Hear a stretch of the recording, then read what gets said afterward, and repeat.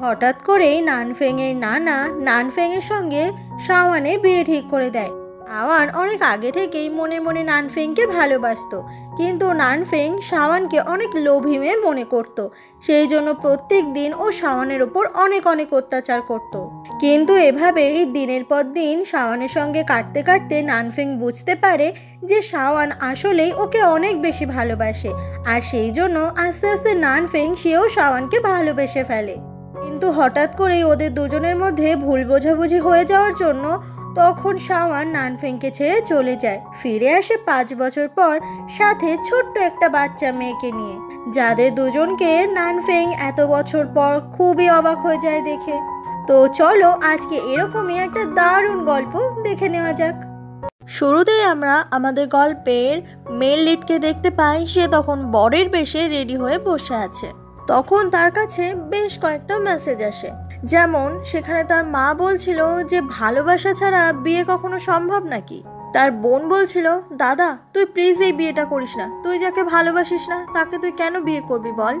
Third মেসেজটা আসে তার দাদুর থেকে। সেখানে তার দাদু বলে, এই বিয়েটা তোকে করতেই হবে, তুই যদি না করিস তাহলে তোর সাথে আমার কোনো সম্পর্ক নেই। তখনই আমরা গত রাতের ঘটনা দেখতে পাই।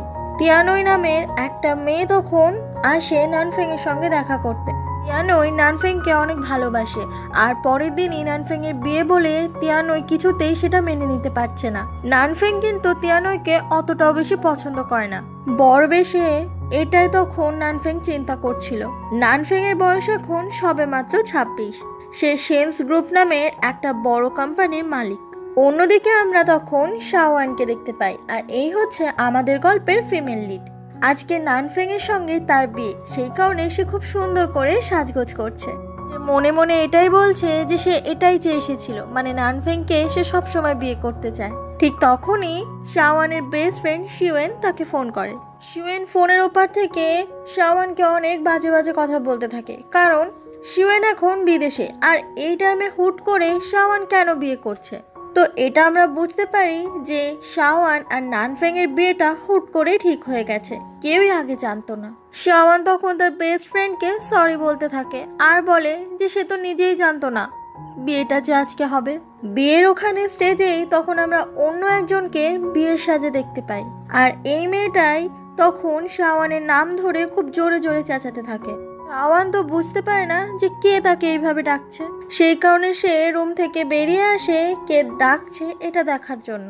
আর তারপরে চলে আসে ওই মেয়েটার কাছে। মেয়েটা অন্য কেউ নয়, তিয়ানই, যে নানফেংকে ভালোবাসে। তিয়ানই বলতে থাকে যে নানফেং শুধুমাত্র আমার, তুমি কেন ওকে বিয়ে করছো, তোমাদের বিয়ে কিছুতেই হবে না। শাওয়ান বলে, কেন হবে না, আজকে নানফেং আর আমার বিয়ে। কিন্তু তিয়ানই এই ব্যাপারটা এতটা সহজে কিছুতেই মেনে নিতে পারে না। তিয়ানই তখন শাওয়ানের হাতে ফুলটা জোর করে ধরিয়ে দেয়, আর সেটা নিজের পেটে ভীষণ জোরে চাপ দেয়। তখন দেখা যায় যে ফুলটার পাশেই একটা ছুরি ছিল, আর ওই ছুরিটা ধরিয়ে দেয় শাওয়ানের হাতে। তিয়ানই তখন চেঁচাতে থাকে যে শাওয়ান তাকে মার্ডার করার চেষ্টা করছে। শাওয়ান তো বুঝতে পারে না যে এটা তার সঙ্গে কি হলো, সে তো কাউকে মার্ডার করেনি। আসলে এটাই তিয়ানইয়ের প্ল্যান, এটা করে যদি বিয়েটা কোনোভাবে আটকানো যায়। শাওয়ান অনেক ভয় পেয়ে যায়, আর সে বারবার করে বলতে থাকে আমি কাউকে মার্ডার করিনি। ওখানে নানফেং তখন দৌড়ে চলে আসে। তিয়ানইয়ের এই অবস্থা থেকে নানফেং ভীষণ ভয় পেয়ে যায়। সে শাওয়ানকে বলতে থাকে, আমি তো তোমাকে প্রমিস করেছিলাম যে আমি তোমায় বিয়ে করব, তাহলে তুমি এই জঘন্য কাজটা কেন করলে। শাওয়ান বারবার করে বলতে থাকে সে কিচ্ছু করেনি। নানফেং বলে, আমি ভাবতে পারিনি তুমি এত জঘন্য একটা মানুষ। তখনই ওখানে চলে আসে নানফেং এর দাদু। সে বলে, আজকে যদি এই বিয়েটা না হয়েছে তাহলে আজকেই আমি মরে যাব। সিনটা এখানেই কাট হয়ে যায়। পরের দিন আমরা শাওয়ানকে দেখতে পাই। সে হাতে নানফেং এর সঙ্গে তার বিয়ের একটা ছবি দেখছিল, আর এটার মানে হচ্ছে নানফেং আর শাওয়ানের বিয়েটা হয়ে গেছে। নানফেং তখন রুমের মধ্যে ঢুকতে ঢুকতে এটাই বলছিল যে তার দাদু যদি না চাইতো ওই বিয়েটা সে কোনোদিনও করতো না। আর হ্যাঁ, আমি তোমাকে স্ত্রী হিসেবে কোনোদিনও মানবো না, এটা তুমি মাথায় ভালো করে ঢুকিয়ে নিও। শাওয়ান তখন নানফেং এর দিকে ছুটে যেতে থাকে, আর কার্পেটে তখন পাটা আটকে গেলে শাওয়ান পুরোপুরি নানফেং এর গায়ের ওপর পড়ে যায়। দুজনের মধ্যে একটা অকওয়ার্ড সিচুয়েশন তৈরি হয়ে যায়। দুজন দুজনকে তখন হাঁ করে দেখতে থাকে। নানফেং বলে, তোমার কি আমায় দেখা হয়েছে? শাওয়ান তখন ধরফর করে তাড়াতাড়ি উঠে পড়ে আর বারবার করে নানফেং এর কাছে সরি বলতে থাকে। তখনই নানফেং এর মা নানফেংকে ফোন করে আর বলে তিয়ানোর জ্ঞান ফিরে এসেছে। আর এটা শোনা মাত্রই নানফেং বাড়ি থেকে চলে যায়। এভাবে কেটে যায় বেশ কয়েকটা দিন। শাওয়ান তখন নানফেং এর জন্য নিজের হাতে রান্না করবে বলে চিন্তা করে। সেইখানে বাড়ির মেয়েড এসে বলে, আরে ম্যাম, আপনি কেন রান্না করছেন? শাওয়ান বলে সে চায় নানফেংকে নিজের হাতে রান্না করে খাওয়াতে। সেই মেয়েড বলে, আমি তো সবসময় দেখি আপনি আপনার হাজবেন্ডের জন্য রান্না করেন, কিন্তু আপনার হাজবেন্ড তো কখনোই আপনার সঙ্গে ভালো ব্যবহার করে না। কথাটা শুনে শাওয়ানের তখন বেশ খানিকটা খারাপ লাগে। তখনই শাওয়ানের ফোনে একটা মেসেজ আসে। মেসেজটা করেছিল তিয়ানোই, আর সে মেসেজ করে যে নানফেং এখন আমার সঙ্গে আছে, ও আজকে রাতে তোমার সঙ্গে ডিনার করতে যাবে না। এটা দেখে শাওয়ান অনেক কষ্ট পায় আর সে তখন রান্নাটা না করে ওখান থেকে চলে যায়। অন্যদিকে আমরা নানফেংকে দেখতে পাই, সে কিন্তু তখন অফিসে ছিল। তিয়ানোই তখন তাকে ফোন করে। আসলে তিয়ানোই মিথ্যে কথা বলেছে শাওয়ানকে, যাতে নানফেংকে শাওয়ানের থেকে সহজেই কেড়ে নেওয়া যায়। নানফেং তিয়ানোর কলটা দেখে সে কলটা কেটেও দেয়। সেও আসলে তিয়ানোইকে অতটা বেশি পছন্দ করে না, তবে তিয়ানোই তার অনেক ভালো বন্ধু ছিল। এভাবে শিওন বিদেশ থেকে ফিরে আসে আর সে তখন দেখা করে শাওয়ানের সঙ্গে। শিওন জিজ্ঞাসা করে, আচ্ছা তুই কি প্রেগনেন্ট? শাওয়ান বলে, কি সব বলছিস তুই? আমাদের মধ্যে এখনো কিছুই হয়নি।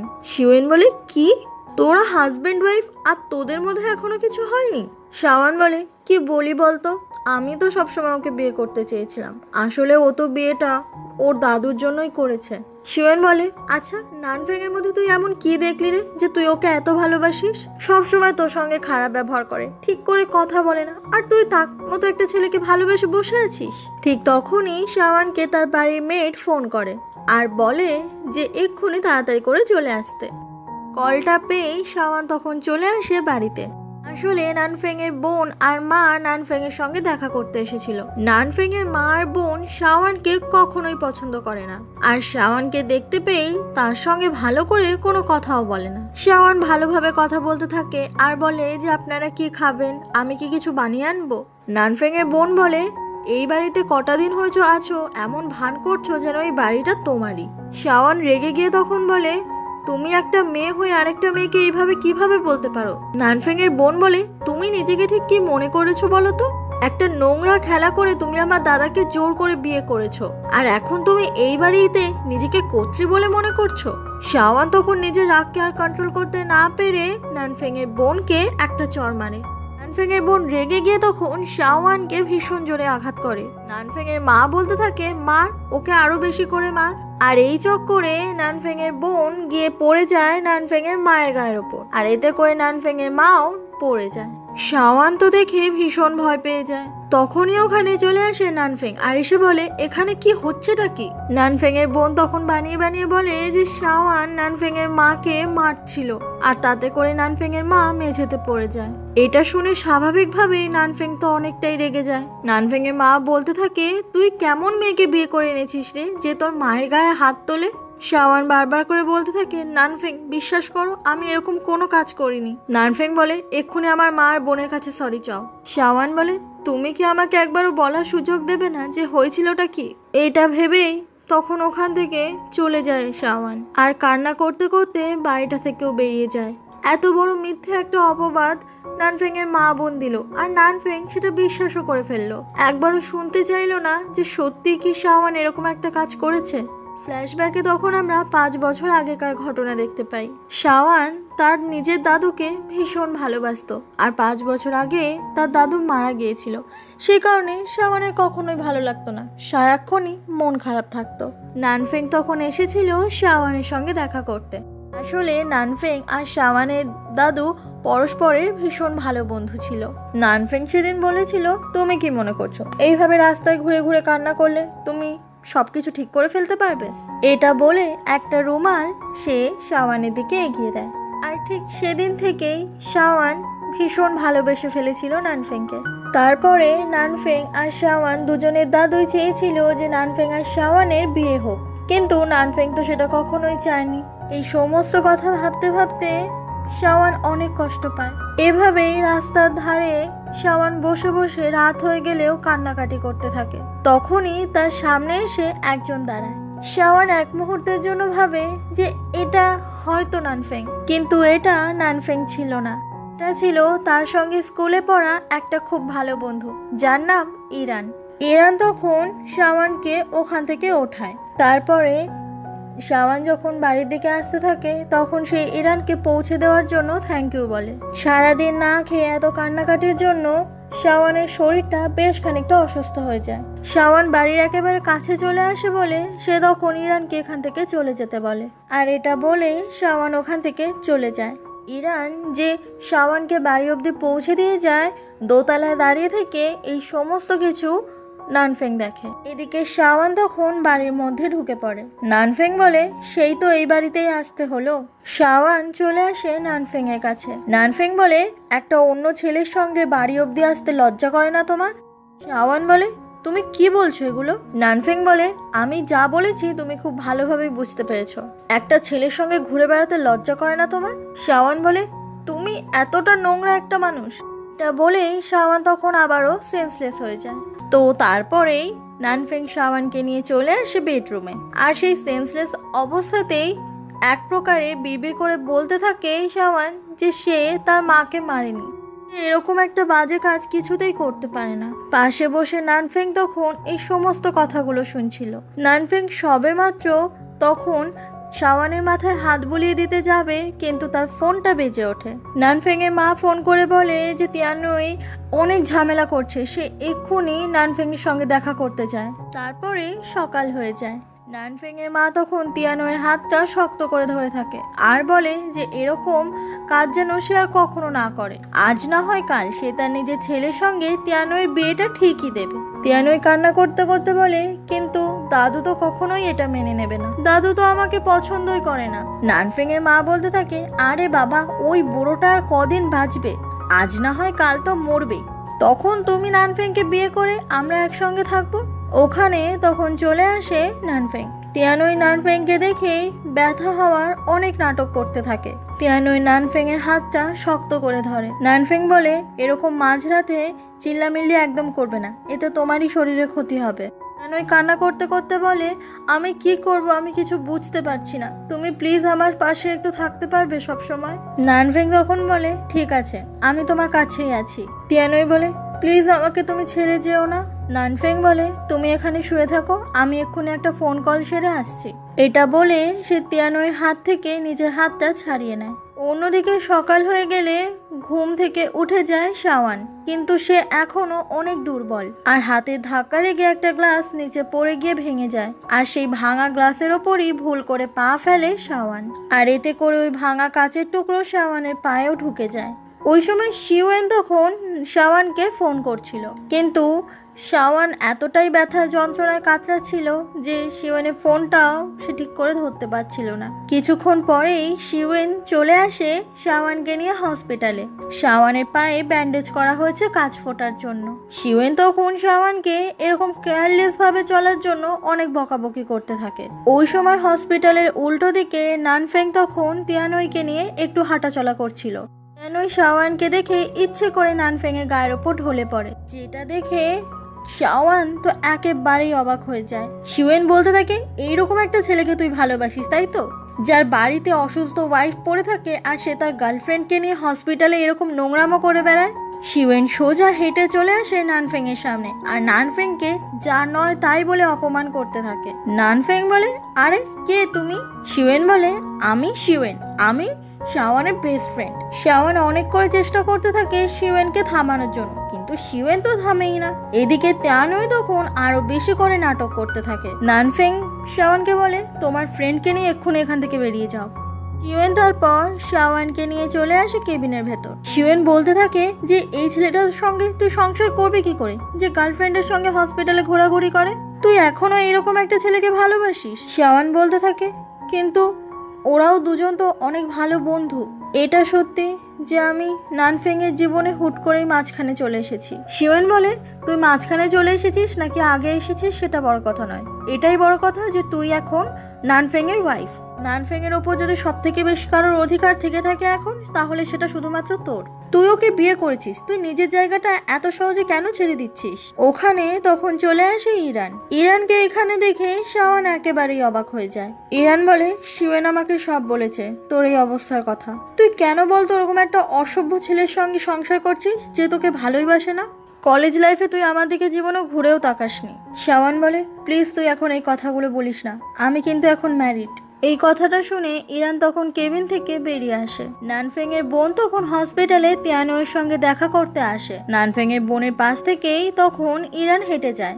ইরানকে দেখেই নানফেং এর বোন অনেক করে কথা বলার চেষ্টা করে। নানফেং এর বোন যেন খালি বাহানা খুঁজতে থাকে কি করে ইরানের সঙ্গে বেশি করে সময় কাটাবে, কিন্তু ইরান নানফেং এর বোনকে কোনো পাত্তা না দিয়ে ওখান থেকে চলে যায়। তো এটা আমরা বুঝতেই পারি যে নানফেং এর বোন ইরানকে ভালোবাসে। অন্যদিকে আমরা তিয়ানোয়কে দেখতে পাই, সে তখন কাউকে একটা ফোন করে এটা বলে যে ফু শিওয়েন নামে একটা মেয়ে আছে, এর ব্যবস্থা করো। তো কদিন পরেই শিওয়েন অফিস থেকে বেরোয়, কারণ তাকে অফিস থেকে স্যাক করে দিয়েছে। শাওন তখন শিওয়েনের কাছে এসে সরি বলতে থাকে, কারণ শাওন ভাবছে যে সব কিছুই হয়তো নানফেং করিয়েছে। শিওয়েন বলতে থাকে, আরে বাবা তুই আমাকে কাছে কেন সরি চাইছিস? আমি এমনিতেও এই জবটা আর বেশি দিন করতাম না, তো ভালোই হয়েছে আমাকে এখান থেকে স্যাক করে দিয়েছে, আমি যাতে আমার ড্রিম জবটা করতে পারি। এটা শুনে শাওন অনেক বেশি খুশি হয়ে যায়। একেই বলে বেস্ট ফ্রেন্ডের সম্পর্ক।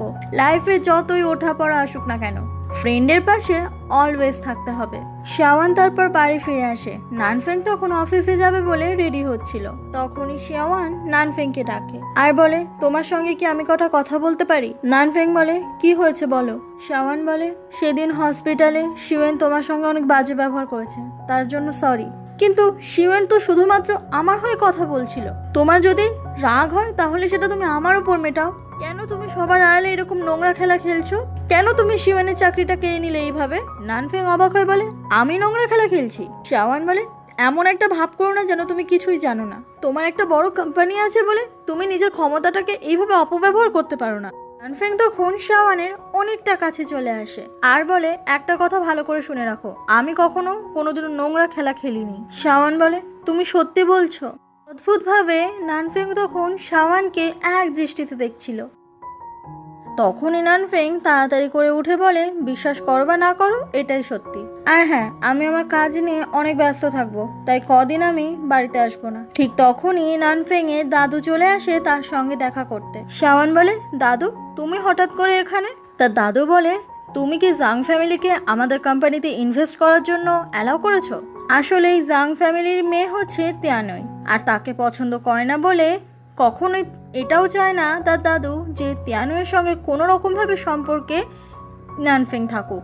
এটার কারণে নানফেং এর দাদু নানফেংকে যা নয় তাই বলে অপমান করতে থাকে। নানফেং বলে তিয়ানোয়ের জন্য সে এটা করেনি, কিন্তু তার দাদু তো কিছুই বিশ্বাস করে না। তারপরেই তার দাদু নানফেংকে শাস্তি দেওয়ার জন্য চাবুক দিয়ে অনেক জোরে আঘাত করতে থাকে। শাওন তখন নানফেংকে জড়িয়ে ধরে যাতে তার দাদু আর নানফেংকে না মারতে পারে। শাওন অনেক করে তার দাদুকে রিকোয়েস্ট করতে থাকে যে নানফেংকে সে যেন আর না মারে। নানফেং এর দাদু বলে, তোর কত ভাগ্য ভালো, দেখ তুই এরকম একটা বউ পেয়েছিস, তবুও তুই হসপিটালে গিয়ে পড়ে থাকিস। দিন তুই এইভাবে শাওনকে হারাবি, আর হারিয়ে যাওয়ার পরে বুঝবি যে শাওন তোর জীবনে কতটা ইম্পর্টেন্ট ছিল। এটা বলেই নানফেং এর দাদু ওখান থেকে চলে যায়। রুমের ভেতরে এসে নানফেং তখন শুয়ে পড়ে। শাওন আনে কিছু ওষুধ। নানফেং বলতে থাকে, এই ঘর থেকে এখন বেরিয়ে যাও, আমি একটু একা থাকতে চাই। শাওন বলে, আমি এই ওষুধগুলো লাগিয়ে দিয়ে চলে যাব, থাকবো না এখানে। নানফেং তখন কোনো কথাই বলে না। শাওন বলে, যখন তুমি কোনো উত্তর দিচ্ছ না তখন আমি এটা হ্যাঁই ধরছি। এটা বলে শাওন তখন নানফেং এর পিঠে ওই ওষুধটা লাগিয়ে দেয়। নানফেং বলে, তুমিও যেখানে ব্যথা পেয়েছো ওখানে ওষুধটা লাগিয়ে নিও। তারপরেই শাওন ওখান থেকে চলে যায়। পরের দিন সকালে শিওয়েন আসে নানফেং এর বাড়িতে। শাওন তখন বলতে থাকে যে নানফেং তার সঙ্গে যতই বাজে ব্যবহার করুক, কালকে কিন্তু তার অনেক কেয়ারও করেছে। আসলে নানফেং মানুষটা ভালো। তবে হ্যাঁ, আমি নিজের প্রতি এটা কনফিডেন্স রেখে বলতে পারি যে এভাবে একদিন আমি নানফেং এর ভালোবাসা পেয়েই ছাড়বো। শিওয়েন বলতে থাকে, হ্যাঁ বাবা, তোর হাজবেন্ড একেবারে পারফেক্ট। মনে হয় আগের জন্মে নানফেং আর তোর মধ্যে অনেক ভালো সম্পর্ক ছিল, যে কারণে তুই নানফেংকে ভুলেই থাকতে পারিস না। শাওন বলে, এরকম হতেই পারে। রাত হয়ে যায় আমরা নানফেংকে তখন একটা বারে বসে ড্রিঙ্ক করতে দেখি। তখন তার মনে পড়ে যায় যে শাওয়ান তাকে কত যত্ন করে ওষুধ লাগিয়ে দিচ্ছিল। ওই বারেই তখন চলে আসে তিয়ানয়। সে এসে বলে, নানফেং তুমি আমার ফোন কলসগুলো ধরছিলে না কেন? নানফেং বলে, তুমি কিভাবে জানলে আমি এখানে আছি?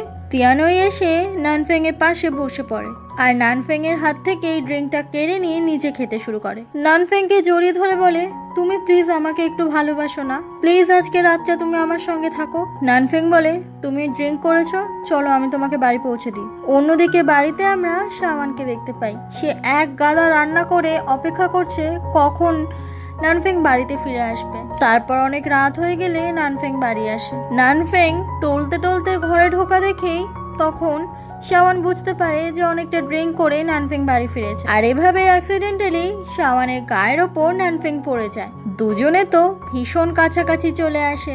নানফেং তখন বুঝতে পারে যে তার নাক থেকে ব্লাড বেরোচ্ছে, সেই কারণে তাড়াতাড়ি করে উঠে ওখান থেকে চলে যায়। আসলে একটু বেশি ড্রিঙ্ক করে ফেলেছে বলেই নাক থেকে ব্লাড বেরোচ্ছে। তখনই শাওয়ান একটা ছোট্ট কেক নিয়ে রুমে ঢুকতে ঢুকতে বলে, হ্যাপি বার্থডে টু ইউ। কেকটা দেখে নানফেং অনেক খুশি হয়। শাওয়ান বলে, যদিও এখনো পুরোপুরি 12টা বাজেনি, তবু আমি তোমাকে এখনই হ্যাপি বার্থডে জানাতে চাই। নানফেং তো অনেক বেশি খুশি হয় আর ক্যান্ডেলটা ফু দিয়ে নেভায়। আর এই ব্যাপারটা নানফেং ভীষণ ভালো লাগে যে শাওয়ান তার জন্মদিন মনে রেখেছে। শাওয়ান বলে, তুমি জানো এই কেকটা আমি নিজের হাতে বানিয়েছি। শাওয়ান তখন নিজের হাতে করে কেকটা খাইয়ে দেয় নানফেংকে আর জিজ্ঞাসা করে, ভালো খেতে হয়েছে? নানফেং বলে, তুমি নিজেই টেস্ট করে দেখো। এটা বলেই নানফেং শাওয়ানকে কিস করে। শাওয়ান তো একেবারে ভ্যাবাচাকা খেয়ে যায়, কারণ সে এরকম কিছু হবে সে মোটেও প্রস্তুত ছিল না। আর প্রথমবারের মতো শাওয়ান আর নানফেং পরস্পরের কাছাকাছি আসে। এভাবে বেশ কিছু সময় পেরিয়ে যায়।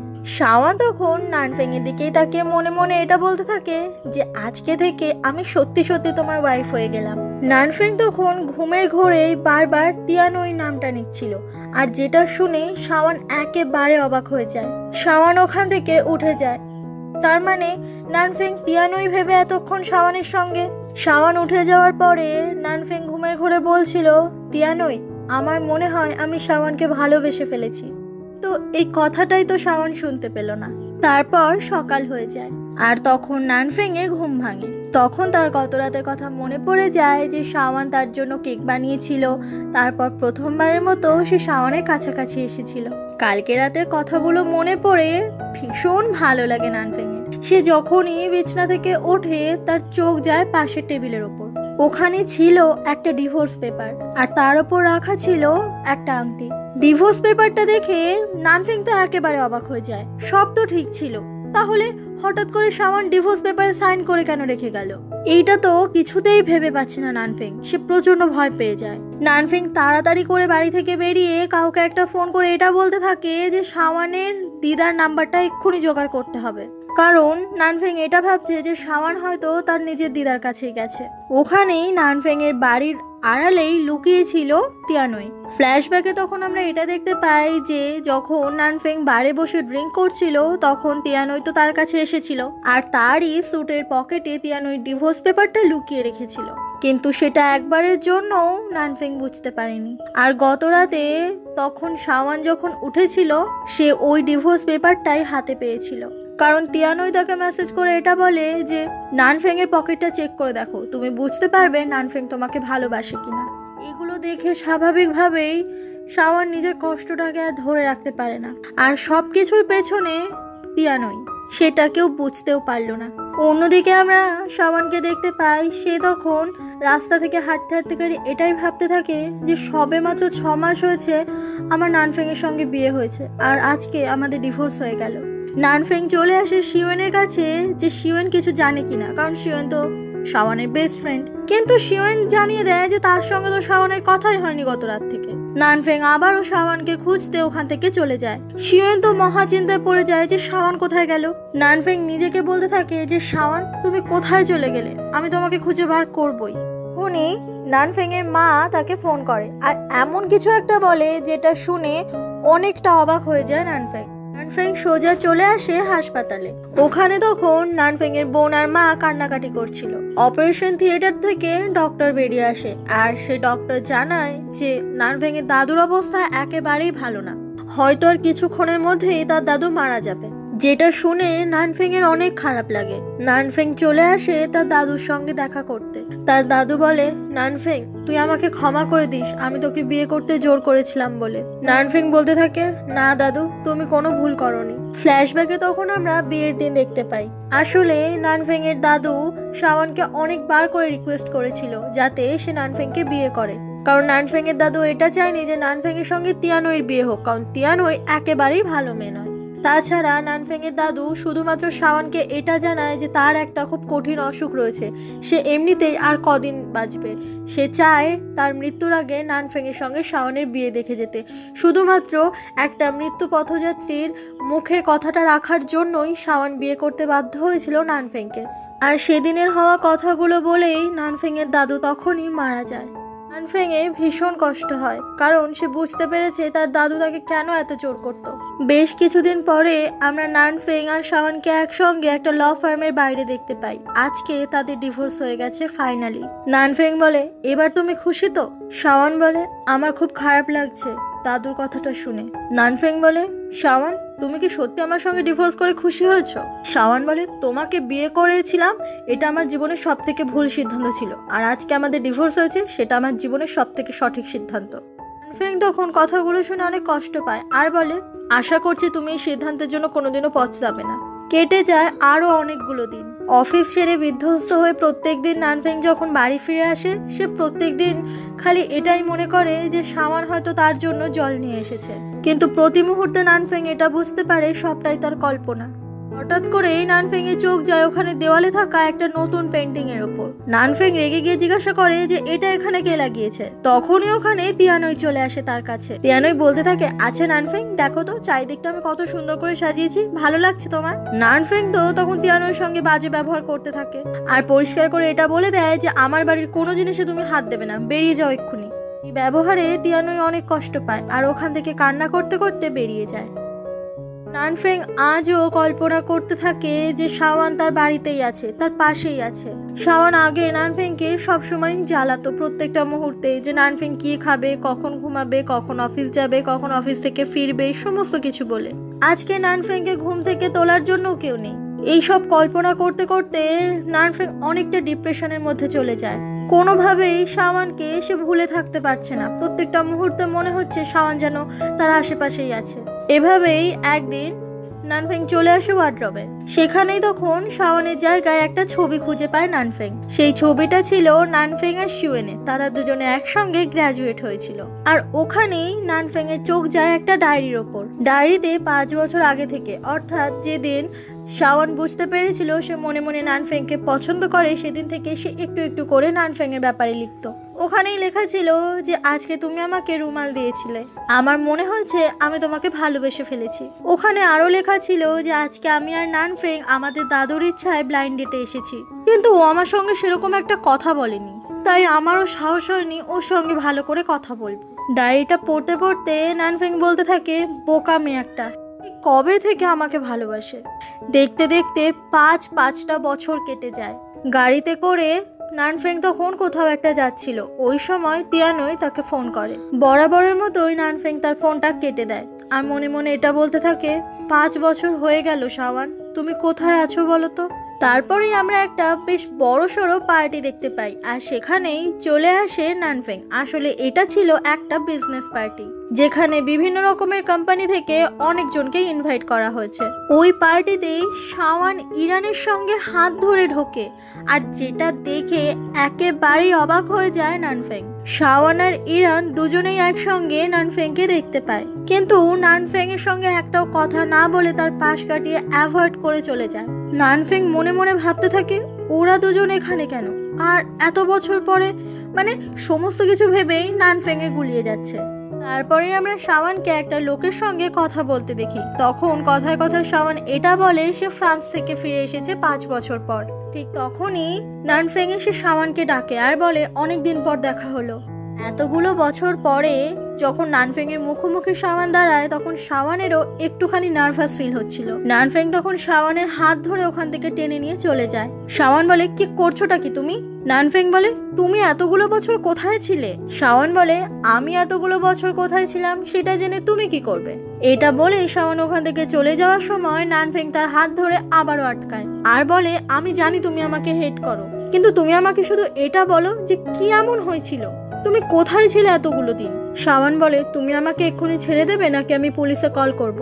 তখনই একজন ওয়েটার নানফেংকে ধাক্কা দেয় আর তখন শাওয়ান পড়ে যাচ্ছিল। ওই সময় নানফেং তখন শাওয়ানকে ধরে ফেলে। দুজন আবারও অনেকটা কাছাকাছি আসে। শাওয়ানের তখন মনে পড়ে যায় 5 বছর আগেকার স্মৃতি, ঠিক এতটাই কাছে এসেছিল সে নানফেং এর একটা দিন। কতই না নানফেংকে সে ভালোবাসতো, কিন্তু নানফেং তার সঙ্গে কি করলো? তার সঙ্গে ডিভোর্স করবে বলে মনে মনে প্ল্যান করেছিল। তিয়ানই ভেবে সে শাওয়ানের সঙ্গে এগুলো করেছিল। এগুলোই তো ভাবে শাওয়ান।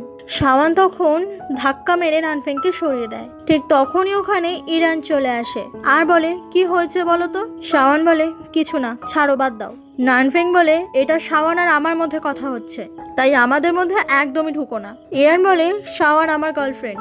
কথাটা শুনে শাওয়ান নিজেও অবাক হয়ে যায়। তার মানে ইরান বানিয়ে বলছে, শাওয়ান তাহলে তার গার্লফ্রেন্ড নয়। ইরান তখন শাওয়ানের কপালে কিসও করে। এটার পরে শাওয়ান তো আরো বেশি করে অবাক হয়ে যায়। নানফেং প্রচন্ড পরিমাণে রেগে গিয়ে ইরানকেই পেটায়। কারণ নানফেংকে তার অফিসে বসে থাকতে দেখি আর তখনই তার অ্যাসিস্ট্যান্ট চলে আসে তার সঙ্গে কথা বলতে। তার অ্যাসিস্ট্যান্ট নানফেংকে এটা বলে যে শাওয়ান 5 বছর ফ্রান্সে ছিল, সে ফ্রান্স থেকেই এখানে এসেছে। ফ্রান্সে সে জুলিয়া নামটা ইউজ করতো আর এখনো সেটাই করে। নানফেং বলে, সেই জন্যই আমি ওকে এখানে কোথাও খুঁজে পাইনি। তারপরে সিনে আমরা শাওয়ানকে বেশ কয়েকটা ফাইল নিয়ে একটা জায়গায় যেতে দেখি আর হঠাৎ করে তিয়ানইয়ের সঙ্গে শাওয়ানের ধাক্কা লেগে যায়। শাওয়ান এত বছর পর, মানে 5 বছর পর তিয়ানইকে দেখে অনেকটা অবাক হয়।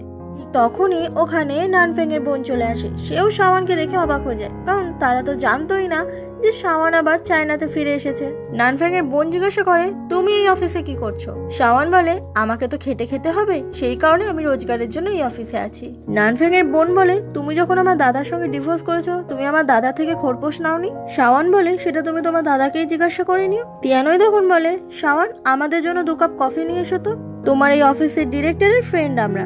তিয়ানইয়ের কথা মতো শাওয়ান তখন 2 কাপ কফি নিয়ে আসে আর ওদের সঙ্গেই ওখানে বসে পড়ে।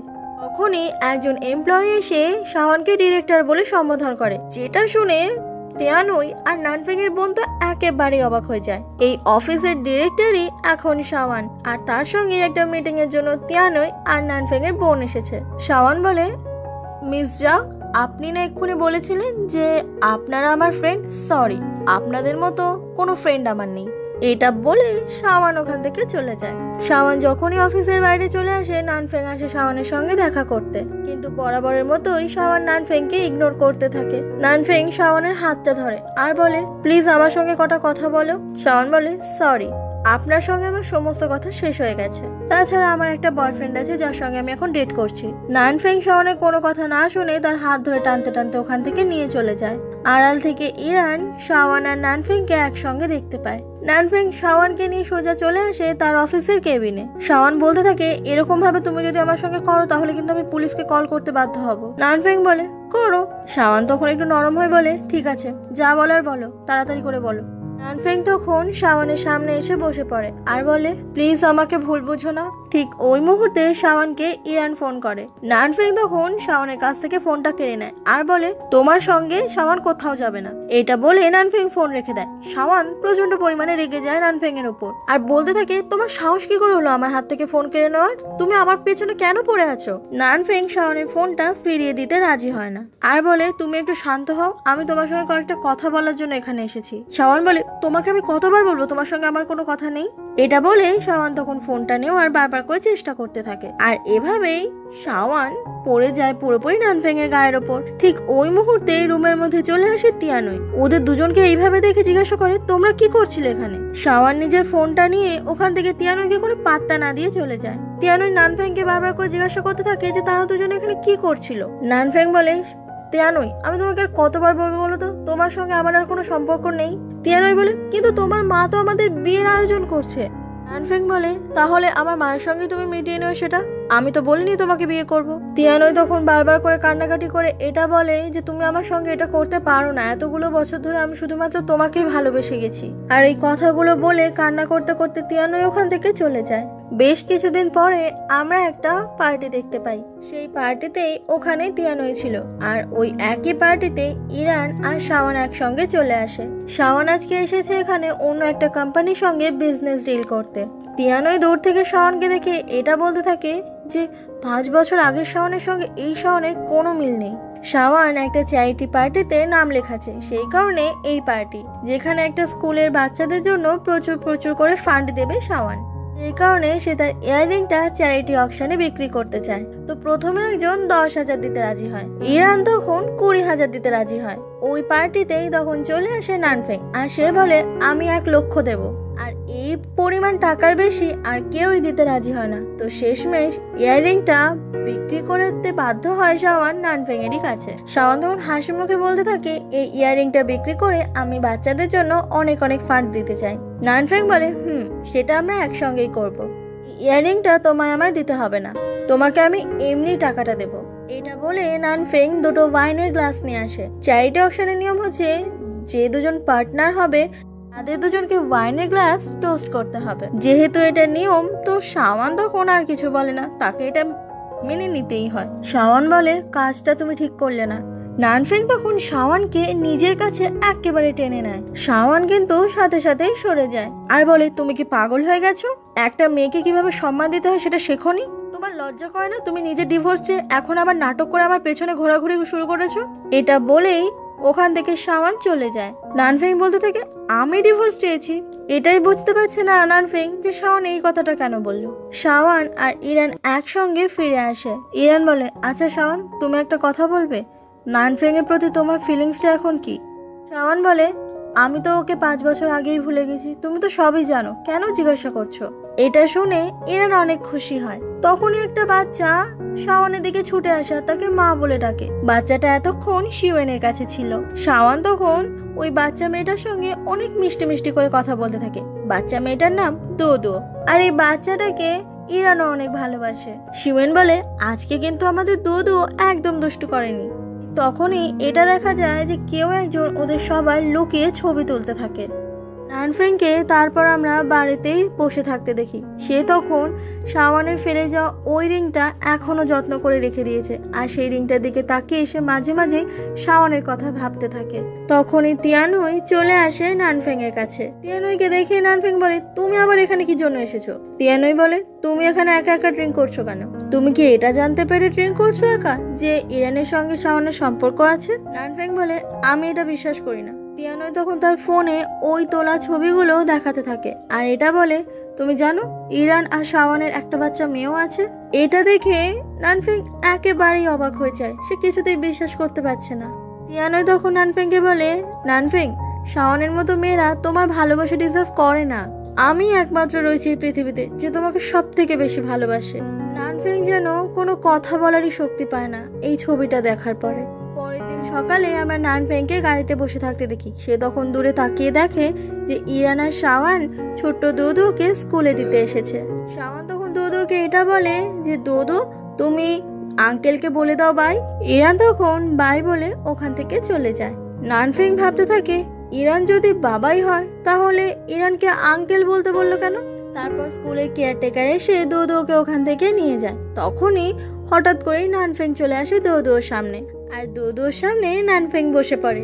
অন্যদিকে শাওন তখন চলে এসেছে অফিসে একটা প্রজেক্টের ব্যাপারে শাওন একটু চিন্তিত আছে। তখনই শিওয়েন ফোন করে শাওনকে, আর এটা বলে যে দোদো নাকি মিসিং। এটা শোনা মাত্রই প্রচন্ড ভয় পেয়ে যায় শাওন। অন্যদিকে আমরা দোদোকে দেখতে পাই, সে নানফেং এর সঙ্গে চলে এসেছে একটা রেস্টুরেন্টে। নানফেং বলে, আচ্ছা তুমি আইসক্রিম খেতে ভালোবাসো? দোদো বলে, হ্যাঁ ভীষণ ভালোবাসি, তবে আমার মা বলেছে অচেনা কারোর কাছ থেকে যেন আমি কোনোদিনও কিছু না খাই। নানফেং বলে, আমার নাম নানফেং, আমি তোমার মায়ের এক্স হাজবেন্ড। দোদো বলে, তাহলে তুমি কি আমার বাবা? নানফেং বলে, তুমি ধরে নিতে পারো। দোদো হাতে বাড়িয়ে বলে, আমার ভালো নাম সুইয়েলি। তো তখন নানফেংও সুয়েলির সঙ্গে আলাপ করে নেয়। বেশ খানিক্ষণ পরে নানফেং চলে আসে দুদুকে নিয়ে তার মায়ের কাছে, অর্থাৎ শাওয়ানের কাছে। শাওয়ান এতক্ষণ পর দুদুকে পেয়ে ভীষণ কান্নাকাটি করতে থাকে আর দুদুকে বকাবকি করতে থাকে সে তার মাকে না জানে কেন অন্য জায়গায় চলে গেল। শাওয়ান সোজা চলে আসে নানফেং এর কাছে আর বলে, তুমি আমার মেয়েকে নিয়ে কোথায় গিয়েছিলে? তোমার কি অধিকার আছে আমার মেয়ের ওপরে? তোমার লজ্জা করে না আমার পেছনে ঘোরাঘুরি করার পর তুমি আমার মেয়ের পেছনে ঘুরছো? নানফেং বলে, আচ্ছা তুমি কি সত্যি বলবে না যে দুদুটা আসলে কে? শাওয়ান বলে, এটা আমার মেয়ে, এটার ব্যাপারে আমি তোমাকে কি বলবো? নানফেং বলে, তাহলে তুমি কথাটা এত নার্ভাস হয়ে বলছো কেন? কথাটা শুনেই শাওয়ান যেন একটু ঘাবড়ে যায়। নানফেং তখন একটা কাগজ বের করে আর বলে, ও আমারও মেয়ে। তুমি এত বড় সত্যিটা আমার থেকে লুকিয়ে কি করে রাখতে পারলে? শাওয়ান বলে, তুমি কি নিজেকে বাবা হওয়ার যোগ্য বলে মনে করো? ফ্ল্যাশব্যাকে তখন আমরা 5 বছর আগেকার ঘটনা দেখতে পাই। শাওয়ান যখন বাড়িটা ছেড়ে চলে এসেছিল, কিছুদিন পরে সে জানতে পেরেছিল সে প্রেগনেন্ট। সে চেয়েছিল নানফেংকে সমস্তটা বলতে, সমস্তটা ঠিক করতে চেয়েছিল, কিন্তু যখনই সে নানফেংয়ের সঙ্গে দেখা করতে যায় সে নানফেংয়ের সঙ্গে তিয়ানইকে দেখতে পায়। সে কার কাছে যাবে? সে তো তিয়ানইকে ভালোবাসে, তাহলে তার কাছে গিয়ে কোনো লাভ আছে কি? আর ঠিক এই কষ্টটা বুকে নিয়েই শাওয়ান এতগুলো বছর সে নিজেকে লুকিয়ে রেখেছিল সবার মাঝে। ইরান তখন ব্যবস্থা করে দিয়েছিল শাওয়ানকে যাতে সে ফ্রান্সে চলে যেতে পারে। ওই মুহূর্তটাতে ইরান ছাড়া তার পাশে কেউ ছিল না, আর ইরান আর শাওয়ানকে একসঙ্গে দেখে ফেলেছিল নানফেং। দুদিক থেকেই একটা এমন ভুল বোঝাবুঝি তৈরি হয়েছিল যে সম্পর্কটা সেখানেই শেষ হয়ে গিয়েছিল। শাওয়ানের সামনে নানফেং বসে তখন অনেকবার করে সরি বলতে থাকে। শাওয়ান বলে, তোমার যদি আমার আর আমার মেয়ের জন্য একটু সহানুভূতি জেগে থাকে তাহলে তুমি আমাদের থেকে দূরে থাকো, প্লিজ আমাদেরকে ডিস্টার্ব করো না এইভাবে। নানফেং বলে, শাওয়ান তুমি এতটা কঠিন হইও না। শাওয়ান বলে, তুমি বলো যে তুমি পুরনো শাওয়ানকে ছাড়া বাঁচতে পারবে না। তুমি যে শাওয়ানকে চিনতে সেই শাওয়ান বদলে গেছে, আর সেই শাওয়ান আমি কোনোদিনও হব না। এটা বলে শাওয়ান চলে যাওয়ার সময় তখন নানফেং তাকে আটকায় আর বলে, আমি কিন্তু এত সহজে হাল ছাড়বো না শাওয়ান। নানফেং তখন ওই কাগজটা টেবিলের ওপর রেখে দেয়। তখন আমরা দেখতে পাই কাগজটা আসলে ছিল ডিএনএ টেস্টের রিপোর্ট, যেটা থেকে নানফেং বুঝতে পেরেছে যে দুদু তারই মেয়ে। আর ওটা ওখানে রেখে নানফেং শাওয়ানের বাড়ি থেকে চলে যায়। পরের দিন শাওয়ান দুদুকে নিয়ে স্কুলের দিকে বেরোচ্ছিল, তো ঠিক তখনই ওখানে চলে আসে নানফেং। শাওয়ান নানফেংকে দেখে বলে, তুমি এখানে কি করছো?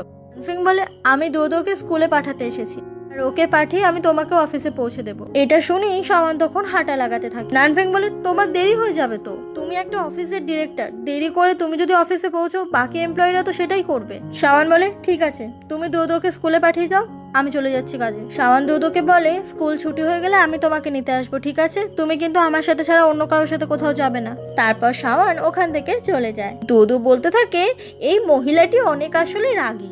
নানফেং শয়তানি করে দুদুকে স্কুলে না পাঠিয়ে নিয়ে চলে আসে নিজের অফিসে। আসলে সে দুদুর সঙ্গে অনেকটা টাইম স্পেন্ড করতে চায়, কারণ তার তো নিজেরই মেয়ে, ছোট থেকে তার মেয়ের সঙ্গে তার টাইম স্পেন্ড করাই হয়নি। নানফেং তখন দুদুর সঙ্গে অনেক গল্প করতে থাকে। দুদু তো ভীষণ খুশি হয় আর নানফেংকে সে বাবা বলেই ডাকে, আর এটাও বলে, তুমি চিন্তা করো না, আমি মায়ের সঙ্গে তোমার সব ঝগড়া মিটিয়ে দেবো।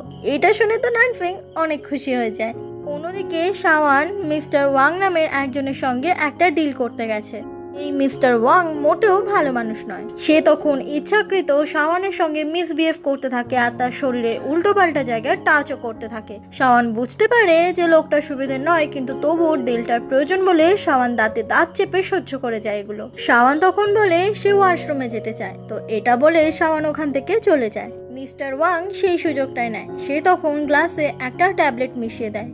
অন্যদিকে আমরা তিয়ানইকে দেখতে পাই, সে তখন হাতে করে একটা পুতুল কিনে এনেছে। সে তখন মনে মনে বলতে থাকে, আমি কখনো ভাবতেও পারিনি নানফেং আর শাওয়ানের একটা বাচ্চা মেয়েও হয়ে গেছে। ফাংলিং এরই কেবিনে তখন দুদু বসে খেলা করছিল, আর তখন ওখানে চলে আসে তিয়ানই। আসলে তিয়ানই এসেছে দুদুকে পটানোর জন্য ওই পুতুলটা দিয়ে, যাতে শাওয়ানের থেকে দুদুকে খুব সহজেই কেড়ে নেওয়া যায়। আর নানফেংকে বলতে যেতে পারেন তিয়ানই যে দুদুকে নিয়েই তারা একসঙ্গে থাকতে পারবে। দুদু বলে, কিন্তু আন্টি আমাকে তো আমার মা বলে দিয়েছে কারোর থেকে কোনো জিনিস না নিতে। তিয়ানই বলে, আমি তো অচেনা কেউ নই, আমি কদিন পরেই তোমার বাবাকে বিয়ে করব। এটা শুনেই দুদু অবাক হয়ে যায় আর বলে, তুমি মোটেও আমার বাবাকে বিয়ে করতে পারবে না, কারণ আমার মা আর বাবা একসঙ্গে থাকবে। তিয়ানই বলে, মোটেও এরকম হবে না। দুদু তখন দুষ্টুমি করে ওয়াটার গান দিয়ে জল ছড়ে তিয়ানইর ওপর। ঠিক ওই মুহূর্তেই ওখানে চলে আসে নানফেং। দুদু তখন শাওন বলে, বাবা দেখো না, এই আন্টিটা বলছে ও নাকি আমার সৎমা হবে। নানফেং তখন দোদোকে নিজের কোলে তুলে নেয় আর বলে, আমি তোমার মাকে ছাড়া কোনোদিনও কাউকে বিয়েই করব না।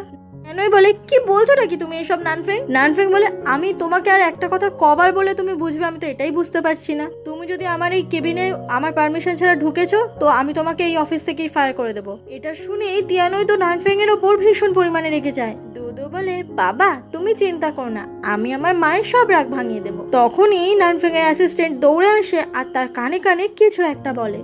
অন্যদিকে আমরা মিস্টার ওয়াং আর শাওয়ানকে দেখতে পাই। শাওয়ান অলরেডি ওই ড্রিঙ্কটা পুরো শেষ করে ফেলেছে। ওয়াং তখন শাওয়ানের সঙ্গে অসভ্যতামি শুরু করে। শাওয়ান নিজের রাগটাকে আর কন্ট্রোল করতে না পেরে মিস্টার ওয়াংকে একটা চড় মারে আর বলে, অনেকক্ষণ ধরে সহ্য করছি, চুপচাপ আছি মানে এই নয় যে আমি পুরোটা সহ্য করে যাব। কিন্তু যখনই শাওয়ান বেরিয়ে যাবে সে আর হাঁটতে পারে না, কারণ তার মাথাটা প্রচন্ড ঘুরছিল। শাওয়ান বলে, আমার ড্রিঙ্কে কি মিশিয়েছেন আপনি? তখনই মিস্টার ওয়াং শাওয়ানকে জড়িয়ে ধরে। ওই মুহূর্তে ওখানে নানফেং চলে আসে আর মিস্টার ওয়াংকে ভীষণ জোরে মারে। আসলে অ্যাসিস্ট্যান্ট মিস্টার ওয়াং এর কথাই নানফেংকে জানিয়েছিল। নানফেং তারপর শাওয়ানকে নিজের গাড়িতে ওঠায় আর তার অ্যাসিস্ট্যান্টকে ফোন করে এটা বলে, ওই লোকটার ব্যবস্থা করো। এদিকে শাওয়ানের শরীর এতই খারাপ লাগছিল সে চোখ খুলে তাকাতেও পারছিল না। নানফেং তারপর শাওয়ানকে নিজের বাড়িতেই নিয়ে চলে আসে। শাওয়ানকে ঢেকে দেওয়ার চেষ্টা করলে শাওয়ান কিছুতে তার গায়ের ওপর কোনো কিছু রাখতেই চায় না। ফাংলিং তখন শাওয়ানের দিকে অদ্ভুত ভাবে তাকিয়েছিল। তো নানফেং তখন শাওয়ানকে কিস করে। ওই মুহূর্তে শাওয়ান নিজে নানফেংকে নিজের কাছে টেনে নেয় আর দুজনের মধ্যে রোম্যান্স চলতে থাকে। পরের দিন সকাল হয়ে গেলে শাওয়ানের ঘুম ভাঙে। সে তখন দেখে যে সে চলে এসেছে নানফেং এর বাড়িতে। শাওয়ানের মনে পড়ে যায় কালকে রাতের ঘটনাগুলো আর এটা ভেবে শাওয়ান তো প্রচন্ড অকওয়ার্ড সিচুয়েশনের মধ্যে পড়ে যায়। অন্যদিকে নানফেং তখন দো স্কুলে যাবে বলে তার জন্য রান্না করছিল, কিন্তু নানফেং এই সমস্ত কাজ এতটাও ভালো করতে পারে না, কারণ সে এইসব করেইনি কোনোদিনও। শাওয়ান তখন রুম থেকে বাইরে বেরিয়ে আসে। শাওয়ানের মনে পড়ে যায় 5 বছর আগে সে নানফেং এর কত খেয়াল রাখতে চাইতো, কত যত্ন করতো। নানফেং তার দিকে ঘুরেও তাকাতো না আর তার সঙ্গে কোনো কথা না বলে চলেও যেত। আর এগুলোতে অনেক কষ্ট পেত শাওয়ান। দোদো কিন্তু তার বাবার সঙ্গে ভালো মিলেমিশে আছে। নানফেং তখন দৌড়ে শাওয়ানকে দাঁড়িয়ে থাকতে দেখে আর বলে, ব্রেকফাস্ট কিন্তু এক্ষুনি রেডি হয়ে যাবে। শাওয়ান বলে, খাবো না আমি, আমার খিদে নেই। এটা বলে শাওয়ান ওখান থেকে চলে যায়। শাওয়ান আর নানফেং তারপর বাড়ি থেকে একসাথেই বেরোয়। শাওয়ান তখন বলতে থাকে যে কালকে রাতের জন্য থ্যাংক ইউ। নানফেং বলে, আমার কর্তব্য আমার স্ত্রী আর আমার মেয়েকে রক্ষা করার। শাওয়ান, চলো না আমরা আবার বিয়ে করি। শাওয়ান বলে, নানফেং আমি তোমাকে একটা টাইমে অনেক ভালোবাসতাম আর সাথে সাথে অনেকটা ঘৃণাও করতাম, কিন্তু এখন তুমি আমার কাছে কিছুই না, মানে তোমার এক্সিস্টেন্স আমার লাইফে কিচ্ছু নেই। হতে পারে তুমি দোর বাবা, কিন্তু আমার কাছে তুমি কেউ নাও। এটা বলেই ওখান থেকে শাওয়ান তখন চলে যায়। শাওয়ান যখন অফিসের দিকে আসছিল ওখানে অলরেডি ইরান দাঁড়িয়ে ছিল। ইরানকে দেখে বলে, তুমি হঠাৎ এখানে দাঁড়িয়ে আছো কেন? ইরান বলে, শাওয়ান তুমি কি এখন ফ্রি আছো? আমি তোমাকে লাঞ্চ ট্রিট করতে চাই। শাওয়ান তাতে রাজি হয়ে যায়। তারপর শাওয়ান আর ইরান চলে যায় একসঙ্গে একটা রেস্টুরেন্টে। এখানে ইরান নিজের হাতে শাওয়ানকে সার্ভ করে দেয়। ইরান বলে, তুমি জানো আজকে আমার বার্থডে? শাওয়ান বলে, তুমি আমাকে আগে বলোনি কেন? আমি তো তোমার জন্য কোনো গিফটই আনিনি আজকে। ইরান বলে, না না আমার গিফটের দরকার নেই, আমি শুধু চাই আমি যেটা বলবো সেটা তুমি অ্যাকসেপ্ট করে নাও। তখনই ইরান একটা ছোট্ট বক্স বের করে যেটার ভেতরে ছিল একটা রিং। শাওয়ান বলে, ইরান কি করছো এগুলো তুমি? ইরান বলে, শাওয়ান আমি তোমাকে প্রমিস করছি আমি তোমাকে জীবনের শেষ দিন অবধি ভালোবাসবো। দোদোকে আমি আমার নিজের মেয়ের মতো দেখবো। শাওয়ান বলে, সরি ইরান, আমি এটা অ্যাকসেপ্ট করতে পারবো না। এটা বলে ওই রিংটা সে ইরানকে ফিরিয়ে দেয়। ইরান বলে, কেন? শাওয়ান বলে, এতগুলো বছরে তুমি আমার বন্ধু, তোমার কাছে আমি অনেক ঋণী, কিন্তু প্লিজ আমি এটা করতে পারবো না। এটা বলে শাওয়ান তখন ওখান থেকে চলে যায়। ইরানের মনটা তখন অনেক খারাপ হয়ে যায়। ঠিক তখনই নানফেং এর বোন ইরানকে দেখে ওখানে চলে আসে। ইরান তখন নানফেং এর বোনের সঙ্গে অনেক ভালো ব্যবহার করতে থাকে আর ইরান খুব ভালো করে জানে যে নানফেং এর বোন তাকে পছন্দ করে। তো এই সুযোগটা ইরান নেয় আর বলে, তুমি প্লিজ তোমার কোম্পানির শেয়ারটা আমাকে দিতে পারবে? প্রথমে নানফেং এর বোন রাজি হয় না, কিন্তু ইরানকে যেহেতু সে পছন্দ করে তাই সে রাজি হয়ে যায়। এভাবে আরো কেটে যায় বেশ কয়েকটা দিন। ইরান তখন শাওয়ার সঙ্গে মানে নানফেং এর বোনের সঙ্গে ফোনে কথা বলছিল। তারা তখন এটাই আলোচনা করছিল শেয়ারগুলো কিভাবে ট্রান্সফার হবে। তো শাওয়ানের বোন তখন ইরানকে বলে মুভি দেখতে যাওয়ার কথা, কিন্তু ইরান তখন বলে, আমি জানি শাওয়া তুমি আমাকে পছন্দ করো, কিন্তু বিশ্বাস করো তুমি আর আমি কখনোই এক হতে পারবো না। তারপরে আমরা একটা বারে তিয়ানই আর নানফেং এর বোনকে মন খারাপ করে বসে থাকতে দেখি। তিয়ানই বলতে থাকে, ছোটবেলা থেকে আমি আর নানফেং একসঙ্গে বড় হয়েছি, কিন্তু নানফেং বিয়ে করলো শাওয়ানকে। আমি তো একটা জিনিস বুঝতেই পারছি না, আমাদের বন্ধুরাও সবাই বলতো আমরা পারফেক্ট কাপল, আমি কিছুতেই এগুলো মেনে নিতে পারছি না। নানফেং এর বোন বলতে থাকে, দাদা আর ইরান একেবারে একই, দুজনেই শাওয়ানকে ভালোবাসে। তিয়ানই বলে, শুধুমাত্র শাওয়ানের জন্য আজকে তুমিও কষ্ট পাচ্ছ আর আমিও কষ্ট পাচ্ছি। শাওয়া, যদি শাওয়ানই না থাকে তাহলে তো তুমি আর আমি আমাদের পছন্দের মানুষকে পেয়ে যাবো, তাই না? শাওয়া বলে, কি বলতে চাইছো তুমি? তিয়ানই বলে, শাওয়ান না থাকলে তুমি ইরানের সঙ্গে ভালো থাকতে পারবে আর আমি নানফেং এর সাথে। শাওয়া বলে, সেটা ঠিক। তো তারপরেই আমরা একটা গাড়ির ভেতরে শাওয়াকে বসে থাকতে দেখি। সে আসলে প্ল্যান করেছে যে শাওয়ানকে সে গাড়ি ধাক্কা দিয়ে মেরে ফেলবে। তখন তার মাথায় খালি তিয়ানইর ওই কথাগুলোই মনে পড়তে থাকে, যেখানে তিয়ানই বলেছিল যে শাওয়ান না থাকলেই আমরা ভালো থাকবো, তুমি ইরানের সঙ্গে ভালো থাকবে। রাস্তার সামনে থেকেই তখন শাওয়ান হাঁটছিল। শাওয়া তখন গাড়িটা স্টার্ট দেয় আর একটু একটু করে শাওয়ানের দিকে এগিয়ে যায়। শাওয়ানকে যে গাড়িটা দিয়ে ধাক্কা দিতে যাবে ওই মুহূর্তে নানফেং আসে আর শাওয়ানকে বাঁচিয়ে নেয়। তখন সিনটা ওখানে কাট হয়ে যায়। তারপর আমরা হসপিটালে শাওয়াকে বসে থাকতে দেখি। তার মা এসে তখন শাওয়াকে বকাবকি করতে থাকে, তুমি তোমার দাদাকে কিভাবে ধাক্কা দিতে পারলে? আসলে অনেকটাই আঘাত লেগেছে শাওয়ার দাদার মানে নানফেং এর, তো সেই কারণে নানফেং এর বোন কাঁদছে।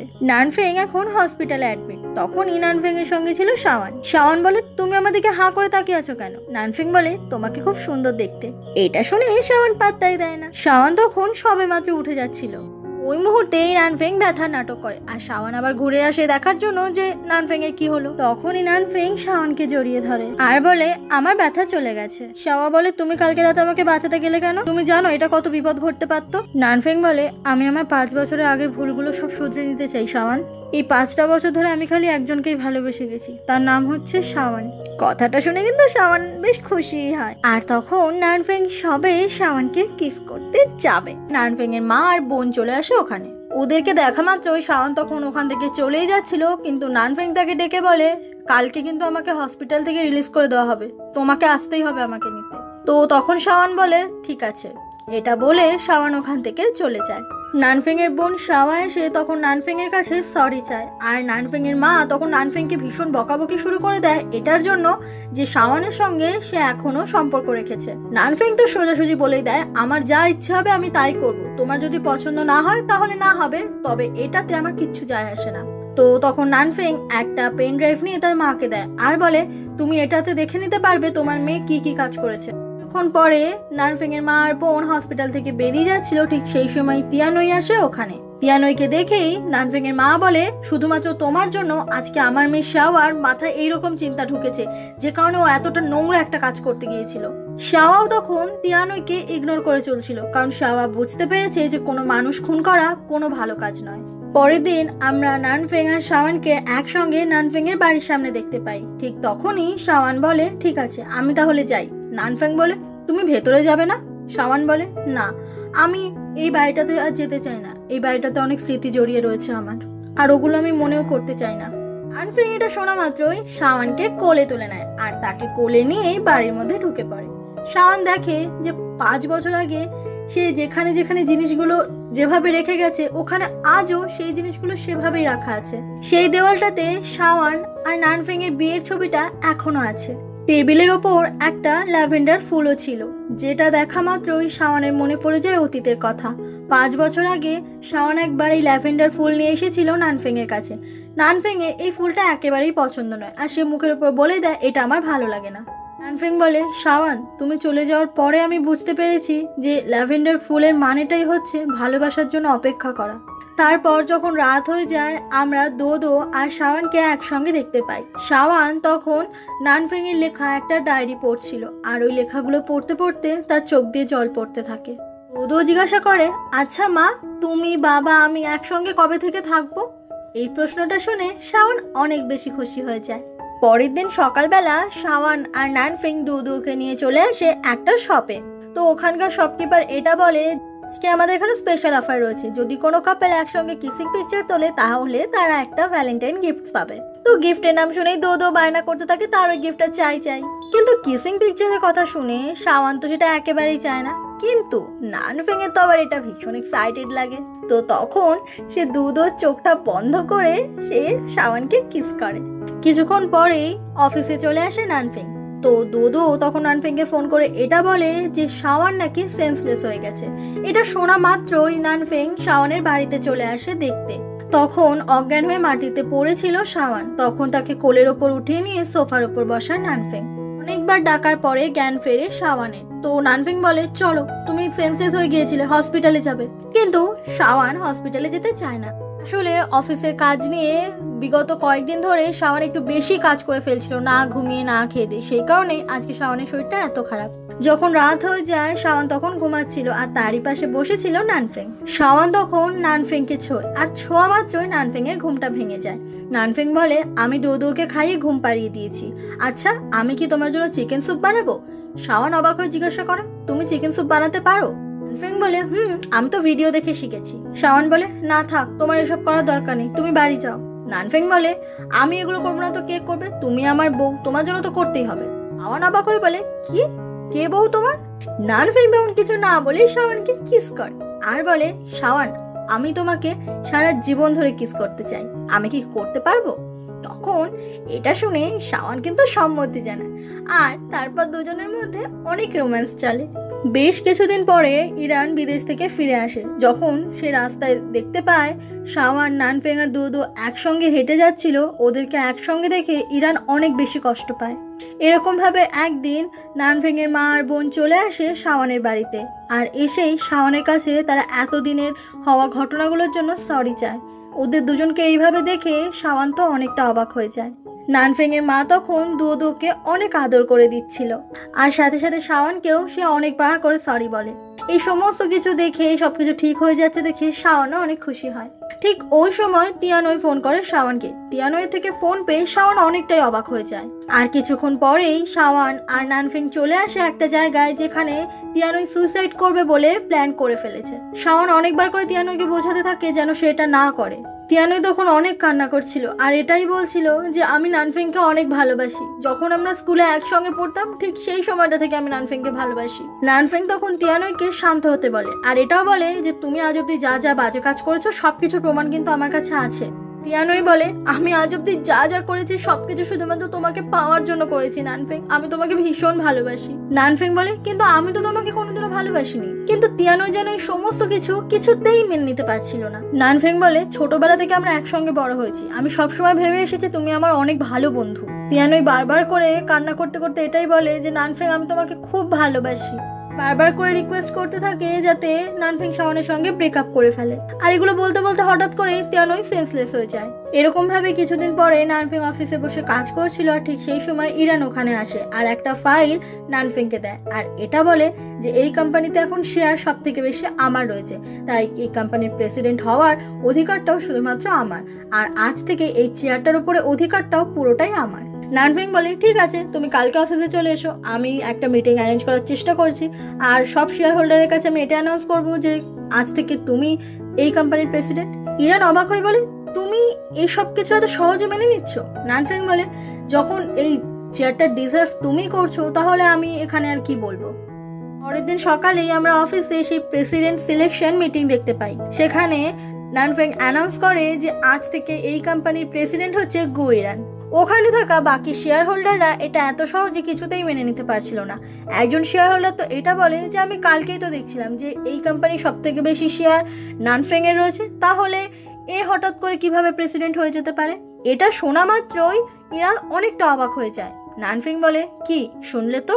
ফ্ল্যাশব্যাকে তখন আমরা এটা দেখতে পাই যে শাওয়া মানে নানফেং এর বোন আড়ালে ঠিকই নানফেংকে বলে দিয়েছিল যে ইরান তার কাছ থেকে শেয়ার কিনতে চায়, কিন্তু সেদিন যে সিনেমা দেখতে যায়নি সেই কারণে তার বোন ইরানকে শেয়ারটা দেয়নি। তারপর নানফেং এর অ্যাসিস্ট্যান্ট নানফেংকে খবর দিয়েছিল যে জাং ফ্যামিলি থেকে, অর্থাৎ তিয়ানই যে ফ্যামিলির মেয়ে সেই ফ্যামিলি থেকেও শেয়ার কিনতে চেয়েছিল ইরান। তারা ইরানের কাছে অনেক টাকা দিয়ে সেই শেয়ারগুলো বিক্রিও করেছে। সেদিনই নানফেং বুঝতে পেরেছিল যে ইরানের আসল মোটিভটা কি। আজকে ইরান যে পেপারসগুলো নিয়ে চলে এসেছিল অফিসে, সে সমস্ত কিছু ফেক পেপার ছিল, কারণ আসল পেপারগুলো আগে থেকে সরিয়ে রেখেছিল নানফেং। নানফেং বলে, তো এবার তুমি বলো এই কোম্পানির প্রেসিডেন্টকে। আর ঠিক এইভাবেই ইরানের সমস্ত প্ল্যান ক্যান্সেল হয়ে যায়। কিছুদিন পরে নানফেং শাওয়ানের চোখ বন্ধ করে তার নিজের বাড়িতে শাওয়ানকে ওয়েলকাম জানায়, আর সবাই সেখানে ছিল। নানফেং তখন সবার সামনে শাওয়ানকে প্রপোজ করে, যাতে শাওয়ান তাকে আবারও বিয়ে করে। ওখানে নানফেং এর মা আর বোন দুজনেই অনেক খুশি ছিল, কারণ তারাও এটাই চায়। শাওয়ান তখন বলে, এই রিংটা তো। নানফেং বলে, হ্যাঁ, 5 বছর আগে থেকে এই রিংটা আমি এতটাই যত্নে রেখে দিয়েছি শুধুমাত্র তোমাকে আবার পরাবো বলে। এটা শোনার পরে শাওয়ান অনেক কান্না করতে থাকে। নানফেং বলে, শাওয়ান তুমি আমাকে প্লিজ ক্ষমা করে দাও। শাওয়ান তখন বলে, সবাই দেখছো এই ছেলেটা কতটা কিপটে, 5 বছর আগের একটা রিং নিয়ে তার গার্লফ্রেন্ডকে আবার নতুন করে প্রপোজ করছে। নানফেং বলে, ঠিক আছে, আমি কালকেই তোমাকে একটা নতুন রিং কিনে দেবো। শাওয়ান বলে, তাহলে ঠিক আছে। তো তখনই শাওয়ান নিজের হাতটা বাড়িয়ে দেয় রিংটা পরে নেওয়ার জন্য, আর নানফেংও নিজের হাতে করে শাওয়ানকে ওই রিংটা পরিয়ে দেয়। দুদো তো সব কিছু দেখে অনেক বেশি খুশি হয়ে যায়, আর সবার সামনে ওরা একে অপরকে কিস করে। এভাবে আরো কিছুদিন কেটে যায়। এখন ওরা দুজনেই বিবাহিত। নানফেং তার মেয়ে আর বউয়ের জন্য সকাল সকালে উঠে ব্রেকফাস্ট বানাচ্ছে, কিন্তু ব্যাপারটা হচ্ছে শাওয়ানের শরীরটা বেশ খানিকটা খারাপ। শাওয়ান তখন নানফেংকে বলে, আমার মনে হচ্ছে তুমি মনে হয় আবার বাবা হতে চলেছো। এটা শুনে নানফেং তো একেবারে শকড হয়ে যায়। দোদো এটা ভেবে ভীষণ খুশি হয়ে যায়, কারণ তার একটা ছোট ভাই বা ছোট্ট বোনও আসছে এটা ভেবেই। নানফেং তখন শাওয়ানকে নিজের কোলে উঠিয়ে নেয় আর শাওয়ানকে অনেক আদর করতে থাকে। আর এভাবেই আজকের এই সুন্দর গল্পটা দি এন্ড হয়ে যায়। ভিডিওটা যদি ভালো লেগে থাকে তাহলে লাইক, কমেন্ট, শেয়ার এগুলো করতেই থাকো। আর হ্যাঁ, আমার একটা নতুন চ্যানেল হচ্ছে, সেটা প্লিজ সাবস্ক্রাইব করে দাও। তোমরা যদি ওই চ্যানেলটা সাবস্ক্রাইব না করো, সত্যি বলছি আমার ভীষণ কষ্ট হবে, কারণ এই চ্যানেলটা আমি জানি না কদিন থাকবে বা কদিন আমি এইভাবে সুরক্ষিতভাবে রাখতে পারবো। এই চ্যানেলে এতগুলো ভিডিও রয়েছে, সব ভিডিওগুলো আমার ভীষণ প্রিয়। আমি তাই জন্য বলছি তোমরা প্লিজ প্লিজ আমার ওই নতুন চ্যানেলটা সাবস্ক্রাইব করে দাও। তো আজকের জন্য টাটা। এই নানফেং আর শাওনের ভয়েস আমাদেরকে শোনানো হয় ওরা তখন নিজেদের বিয়ের প্ল্যানিং করছিল, কারণ আগের বিয়েটা তো ওদের মনের মতো হয়নি, আর সেই কারণেই ওরা ঠিক করেছে আবারও সবার সামনে ঠিক করে বিয়ে করবে, আর আবারও নতুন করে বিয়ে করবে বলে ওরা বিয়ের ভেন্যুতে চলে এসেছে। তারপরেই আমরা নানফেংকে বরের বেশে আর শাওয়ানকে কনের বেশে দেখতে পাই, ঠিক যেমনটা সিজনের প্রথমে আমরা দেখতে পেয়েছিলাম। শাওয়ানকে দেখে খুব খুশি মনে হলেও নানফেং এর মুখ দেখে বোঝা যাচ্ছিল ওর মুখটা যেন এবারও গোমরা মতো। সবাইকে তখন আমাদের একটা কাগজ দেখানো হয়, যেটার ওপর রাখা ছিল একটা স্ট্যাম্প, আর যেটা দেখার পরে নানফেং মোটেই খুশি হয় না। এদিকে যখন শাওয়ান আর নানফেং এর বিয়েটা সবে শুরু হতে যাচ্ছিল, ঠিক তখনই নানফেং জানিয়ে দেয় যে ও শাওয়ানকে বিয়ে করবে না। এটা শুনে শাওয়ান প্রচন্ড অবাক হয়ে যায়। নানফেং কিছু না বলে ওখান থেকে চলে যাচ্ছিল। শাওয়ান তখন নানফেং এর পেছনেই ছুটতে থাকে, আর এভাবেই একটা সময় ও নানফেংকে ধরেও ফেলে। নানফেং বলে, তুমি আমার থেকে আর কতদিন এই সত্যিটা লুকিয়ে থাকবে বলো তো? শাওয়ান বলে, তুমি এসব কি বলছো? নানফেং বলে, তুমি পুরো সেন গ্রুপটা আমার থেকে কেড়ে নিতে চাইছো? তুমি কি ভেবেছো আমি জানতেও পারবো না আমার আড়ালে তুমি কি সব করে আসছো? তোমার নিজের একটা কোম্পানি থাকা সত্ত্বেও তুমি আমার কোম্পানিটা এইভাবে কেড়ে নিতে চাইছো? শাওয়ান বলে, নানফেং আমার কথাটা শোনো, ওটা সত্যিই করেছি আমি, কিন্তু ওটার পেছনে একটা বড় কারণ আছে। বিয়েটা হয়ে যাক, আমি তোমাকে সবটা খুলে বলবো। নানফেং তখন শাওয়ানের দেওয়া ওই আংটিটা আবারও ছুঁড়ে ফেলে দেয় আর ওখান থেকে চলে যায়। শাওয়ান তখন মাটি থেকে ওই আংটিটা কুড়িয়ে নেয়। নানফেং যখনই রাস্তা দিয়ে চলে যাচ্ছিল, হঠাৎ করে একটা গাড়ি এসে নানফেংকে ধাক্কা দেয়। এটা দেখার পর শাওয়ান একেবারে অবাক হয়ে যায়, আর এরপরে 1 মাস কেটে যায়। 1 মাস নানফেং অজ্ঞান হয়েছিল, আর আজকে 1 মাস পরে প্রথম নানফেংয়ের জ্ঞান ফিরেছে। নানফেংকে এভাবে জ্ঞান ফেরা অবস্থাতে দেখেই শাওয়ান ছুটতে এসে নানফেংকে জড়িয়ে ধরে, কিন্তু দেখা যায় যে নানফেং তখন চিনতে পারছিল না শাওয়ানকে। কিন্তু নানফেংয়ের এটা মনে আছে যে ওর নাম নানফেং, ওর একটা বড় কোম্পানি রয়েছে, ওর মা বোন সবাই আছে, কিন্তু কোনো কারণে ও শুধুমাত্র শাওয়ানকে চিনতে পারছিল না। শাওয়ান তো একেবারে অবাক যে নানফেং ওকে কেন চিনতে পারছে না শুধুমাত্র, এটা কি কখনো হতে পারে? এরকমটা তো সবসময় কোরিয়ান ড্রামাতে হয়। হঠাৎ করেই তখন নানফেংয়ের মাথায় প্রচণ্ড যন্ত্রণা শুরু হয়। এরপর শাওয়ান ডক্টরকে ডেকে পাঠায়। ডক্টর তখন বলে যে নানফেংয়ের সঙ্গে তোমার যে 1 মাস আগে ঝামেলাটা হয়ে বিয়েটা আটকে গিয়েছিল, সেই ঝামেলাটার ব্যাপারে নানফেংকে কিছুই বলার দরকার নেই। তুমি বরং তোমার সঙ্গে কাটানো ভালো ভালো মুহূর্তগুলো নানফেংকে মনে করানোর চেষ্টা করো। আশা করছি এতে আস্তে আস্তে নানফেংয়ের সমস্ত স্মৃতি ফিরে আসবে। ডক্টরের কথা মতোই শাওয়ান চলে আসে নানফেংয়ের সঙ্গে কথা বলতে, কিন্তু নানফেং কথা বলার জন্য একেবারেই আগ্রহী ছিল না। শাওন যখন নানফেংকে ওষুধ খাওয়াতে যায়, নানফেং সেটাও খেতে চায় না যদি ওষুধটায় বিষ থাকে। শাওন তখন ওদের গল্প শোনাতে থাকে যে 7 বছর আগে ওদের বিয়ে হয়েছিল, আর তখন নানফেং শাওনকে একেবারেই সহ্য করতে পারতো না। তারপর নানফেং ঠিকই শাওনকে ভালোবেসে ফেলে, আর তখন ওদের মধ্যে ছাড়াছাড়ি হয়ে যায়। তখন শাওন জানতে পারে যে ও প্রেগনেন্ট। এরপর ওদের মধ্যে 5 বছরের বিচ্ছেদ ছিল। তো এই সব গল্প শুনে নানফেং তখন হাসতে থাকে আর বলে এরকম শুধু ড্রামাতেই হয়, বাস্তব জীবনে কখনো হয় না। আর শাওনকে ইগনোর করার জন্য নানফেং তখন ওখান থেকে উঠে চলে যায়। শাওন বারবার করে বোঝাতে থাকে যে ও নানফেং এর ওয়াইফ, কিন্তু নানফেং এগুলো কিছুই মানতে চায় না আর শাওনের সঙ্গে খুবই বাজে ব্যবহার করে। ঠিক তখনই ওখানে নানফেং এর মা চলে আসে, আর এদিকে ধাক্কাধাক্কির জন্য শাওন মাটিতে পড়ে যায়। এটা দেখে নানফেং এর মা নানফেংকে প্রচন্ড বকাবকি করতে থাকে। নানফেং বলে, মা এই মেয়েটাকে এই বাড়ি থেকে বার করে দাও, আমি না হলে এই বাড়িতে থাকবো না। শাওন তখন নানফেং এর মাকে জানায় যে নানফেং শাওনের স্মৃতি ভুলে গেছে। এরপরে নানফেং এর মা শাওন আর নানফেং এর একসঙ্গে একটা ছবি নিয়ে ওদের পুরনো কথাগুলো মনে করিয়ে দেওয়ার চেষ্টা করছিল নানফেংকে, কিন্তু নানফেং এসব কিছুই বিশ্বাস করে না। ওর কাছে এই সমস্ত কিছু যুক্তিহীন বলে মনে হচ্ছিল।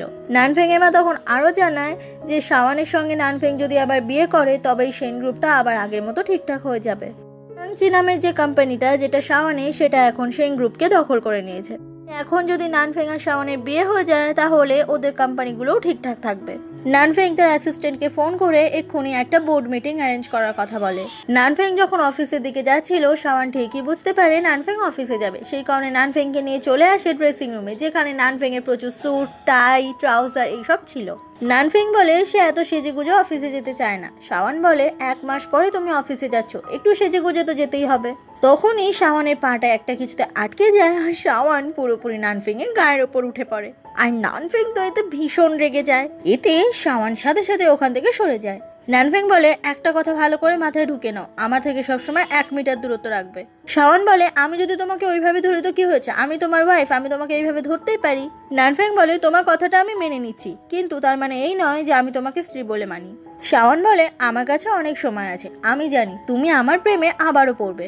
নানফেং আর কোনো কথা না বলে ওখান থেকে চলে যায়। তারপর পুরো 1 মাস পরে নানফেং অফিসে আসে, আর তার সোয়াগটাই আলাদা ছিল। তারপরে আমরা সেই বোর্ড মিটিং দেখতে পাই, যেখানে সেন গ্রুপের সমস্ত শেয়ার হোল্ডাররা প্রেজেন্ট ছিল। ওখানকার শেয়ার হোল্ডাররা বলে যে এই 1 মাসে কোম্পানি যা বেহাল অবস্থা হয়ে গেছে, তাতে শেয়ারের অবস্থা প্রচণ্ড খারাপ। তার ওপরে তিয়াংচি গ্রুপ যেহেতু সেন গ্রুপকে দখল করে নিয়েছে, তাই এখন সেন গ্রুপের উঠে দাঁড়ানোটা অনেক মুশকিল হয়ে যাচ্ছে। সমস্ত কথা শুনে নানফেং এর মাথাটা প্রচন্ড গরম হয়ে যায়, আর সবাইকে জানায় তাই বলে অপমান করতে থাকে যে এরা সবাই ইউজলেস, এই 1 মাসের মধ্যে এরা কোম্পানির এই অবস্থা করে ফেলেছে। এরপরে আমরা নানফেংকে অন্যমনস্ক হয়ে বসে থাকতে দেখি। ঠিক তখনই শাওন আসে নানফেং এর কাছে। শাওনকে দেখে নানফেং আবারও শাওনকে উল্টোপাল্টা শোনাতে থাকে। শাওন বলে সে তো নানফেং এর খেয়াল রাখার জন্য এখানে এসেছে। নানফেং বলে তার খেয়াল রাখার কোনো দরকার নেই। শাওন বলে, নানফেং আমি জানি তুমি এখন অনেকটা প্রেশারের মধ্যে দিয়ে আছো, কিন্তু তুমি চিন্তা করো না, আমি তোমার সঙ্গে সব সময় আছি। আমি তোমাকে আবার সবকিছু মনে করিয়ে দেব, অফিসে যা কাজ রয়েছে সেগুলোতেও হেল্প করব। নানফেং এর কাছে এই সমস্ত কথা ইউজলেস মনে হচ্ছিল। নানফেং বলে, আমার কোম্পানি আমার ব্যাপার, তুমি এর মধ্যে নাক গলাবে না। শাওন এতে করে নানফেং এর ওপর খুব রেগে যায়। তখনই শাওনের কাছে একটা কল আসে, যেটা ছিল তিয়াংচি গ্রুপ, মানে তার নিজের কোম্পানি থেকে। শাওন যখন নিজের কোম্পানিতে চলে আসে, ওখানকার বাকি শেয়ার হোল্ডাররা সবাই মিলে শাওনকে এটা বলছিল যে সেন গ্রুপের সঙ্গে তাড়াতাড়ি করে এই প্রজেক্টটা বন্ধ করে দিতে, কারণ সেন গ্রুপের যে অবস্থা তাতে করে তিয়াংচি গ্রুপের কোনো লাভই হচ্ছে না। সেই কারণে তিয়াংচি গ্রুপ যেন সেংয়েদের সঙ্গে কোনো কাজ না করে। শাওন চাইছে সেন গ্রুপের সঙ্গেই তিয়াংচি গ্রুপ কাজ করবে, আর এটাই শাওনের শেষ কথা, কারণ এই কোম্পানির সিইও এখন শাওন নিজেই। তখন একটা মহিলা চলে আসে, যে মহিলাটার হাজবেন্ড আগে এই কোম্পানির সিইও ছিল। ওই মহিলাটা এসে তখন শাওনকে বারণ করে সেন গ্রুপের সঙ্গে প্রজেক্টটা চালিয়ে যেতে। এই মহিলাটি শাওনকে একেবারেই সহ্য করতে পারে না, যেহেতু শাওন এখন এই কোম্পানির নতুন সিইও। এখানেই তখন আমরা একটা নতুন ক্যারেক্টার দেখতে পাই। এই ছেলেটার নাম হচ্ছে তিংহাও। এর বাবাই মানে এই মহিলাটি হচ্ছে এই তিংহাও এর মা। এই মহিলাটি সবসময় চেয়ে এসেছে তার হাজবেন্ডের পর তার ছেলেই যেন এই কোম্পানির সিইও হোক। তো এই ছেলেটা কাজের প্রতি আবার তার অত বেশি ইচ্ছে নেই, এই কারণে ছেলেটা নিজেও সিইও হতে চায় না, কিন্তু তার মা এটাই চায়। তো তিংহাও তার মায়ের কোনো কথাই কখনোই শোনে না। সেই কারণে তিংহাওয়ের মা তিংহাওয়ের ব্রেন ওয়াশ করতে থাকে। রাত হয়ে গেলে নানফেং যখন অফিস থেকে ফিরে আসে ও বাড়ি ঢুকতেই দেখতে পায় শাওন ওখানে চলে এসেছে। আর শাওনকে দেখে জিজ্ঞাসা করে, তুমি এখানে কি করছো? শাওন বলে, এটা আমাদের বেডরুম, অবশ্যই আমি এখানে আসবো। এটা শোনা মাত্রই নানফেং তখন ওখান থেকে চলে যাচ্ছিল। শাওন নানফেংকে আটকে বলে, তুমি কোথায় যাচ্ছ? নানফেং বলে, আমি গেস্ট হাউসে শোবো। বলে, আমরা হাজব্যান্ড ওয়াইফ। নানফেং কিছুতেই মানতে চায় না আর বলে, আমি গত 22 বছর বয়স অবধি কোনো মেয়েকে ছুঁইনি। শাওন তখন নানফেং এর ভীষণ কাছে চলে আসে আর বলে, ফার্স্ট অফ অল তোমার বয়স এখন 22 নয় 29, আর তুমি 7 বছর আগেই বিয়ে করে নিয়েছো। এটা বলে শাওন নানফেংকে কিস করতে যায়, কিন্তু নানফেং নিজের মুখটা সরিয়ে নেয়। শাওন বলে, ঠিক আছে চলো তোমাকে কিছু জিনিস দেখাই। তারপরে শাওন নানফেং আর শাওনের কিছু পুরনো ছবি দেখাতে থাকে, যে ছবিগুলোর পেছনে যে মেমোরিগুলো রয়েছে সেগুলো বলতে থাকে। কিন্তু নানফেং এর কিছুই শুনতে ভালো লাগছিল না, আর না তো নানফেং এর কিছু মনে পড়ছিল।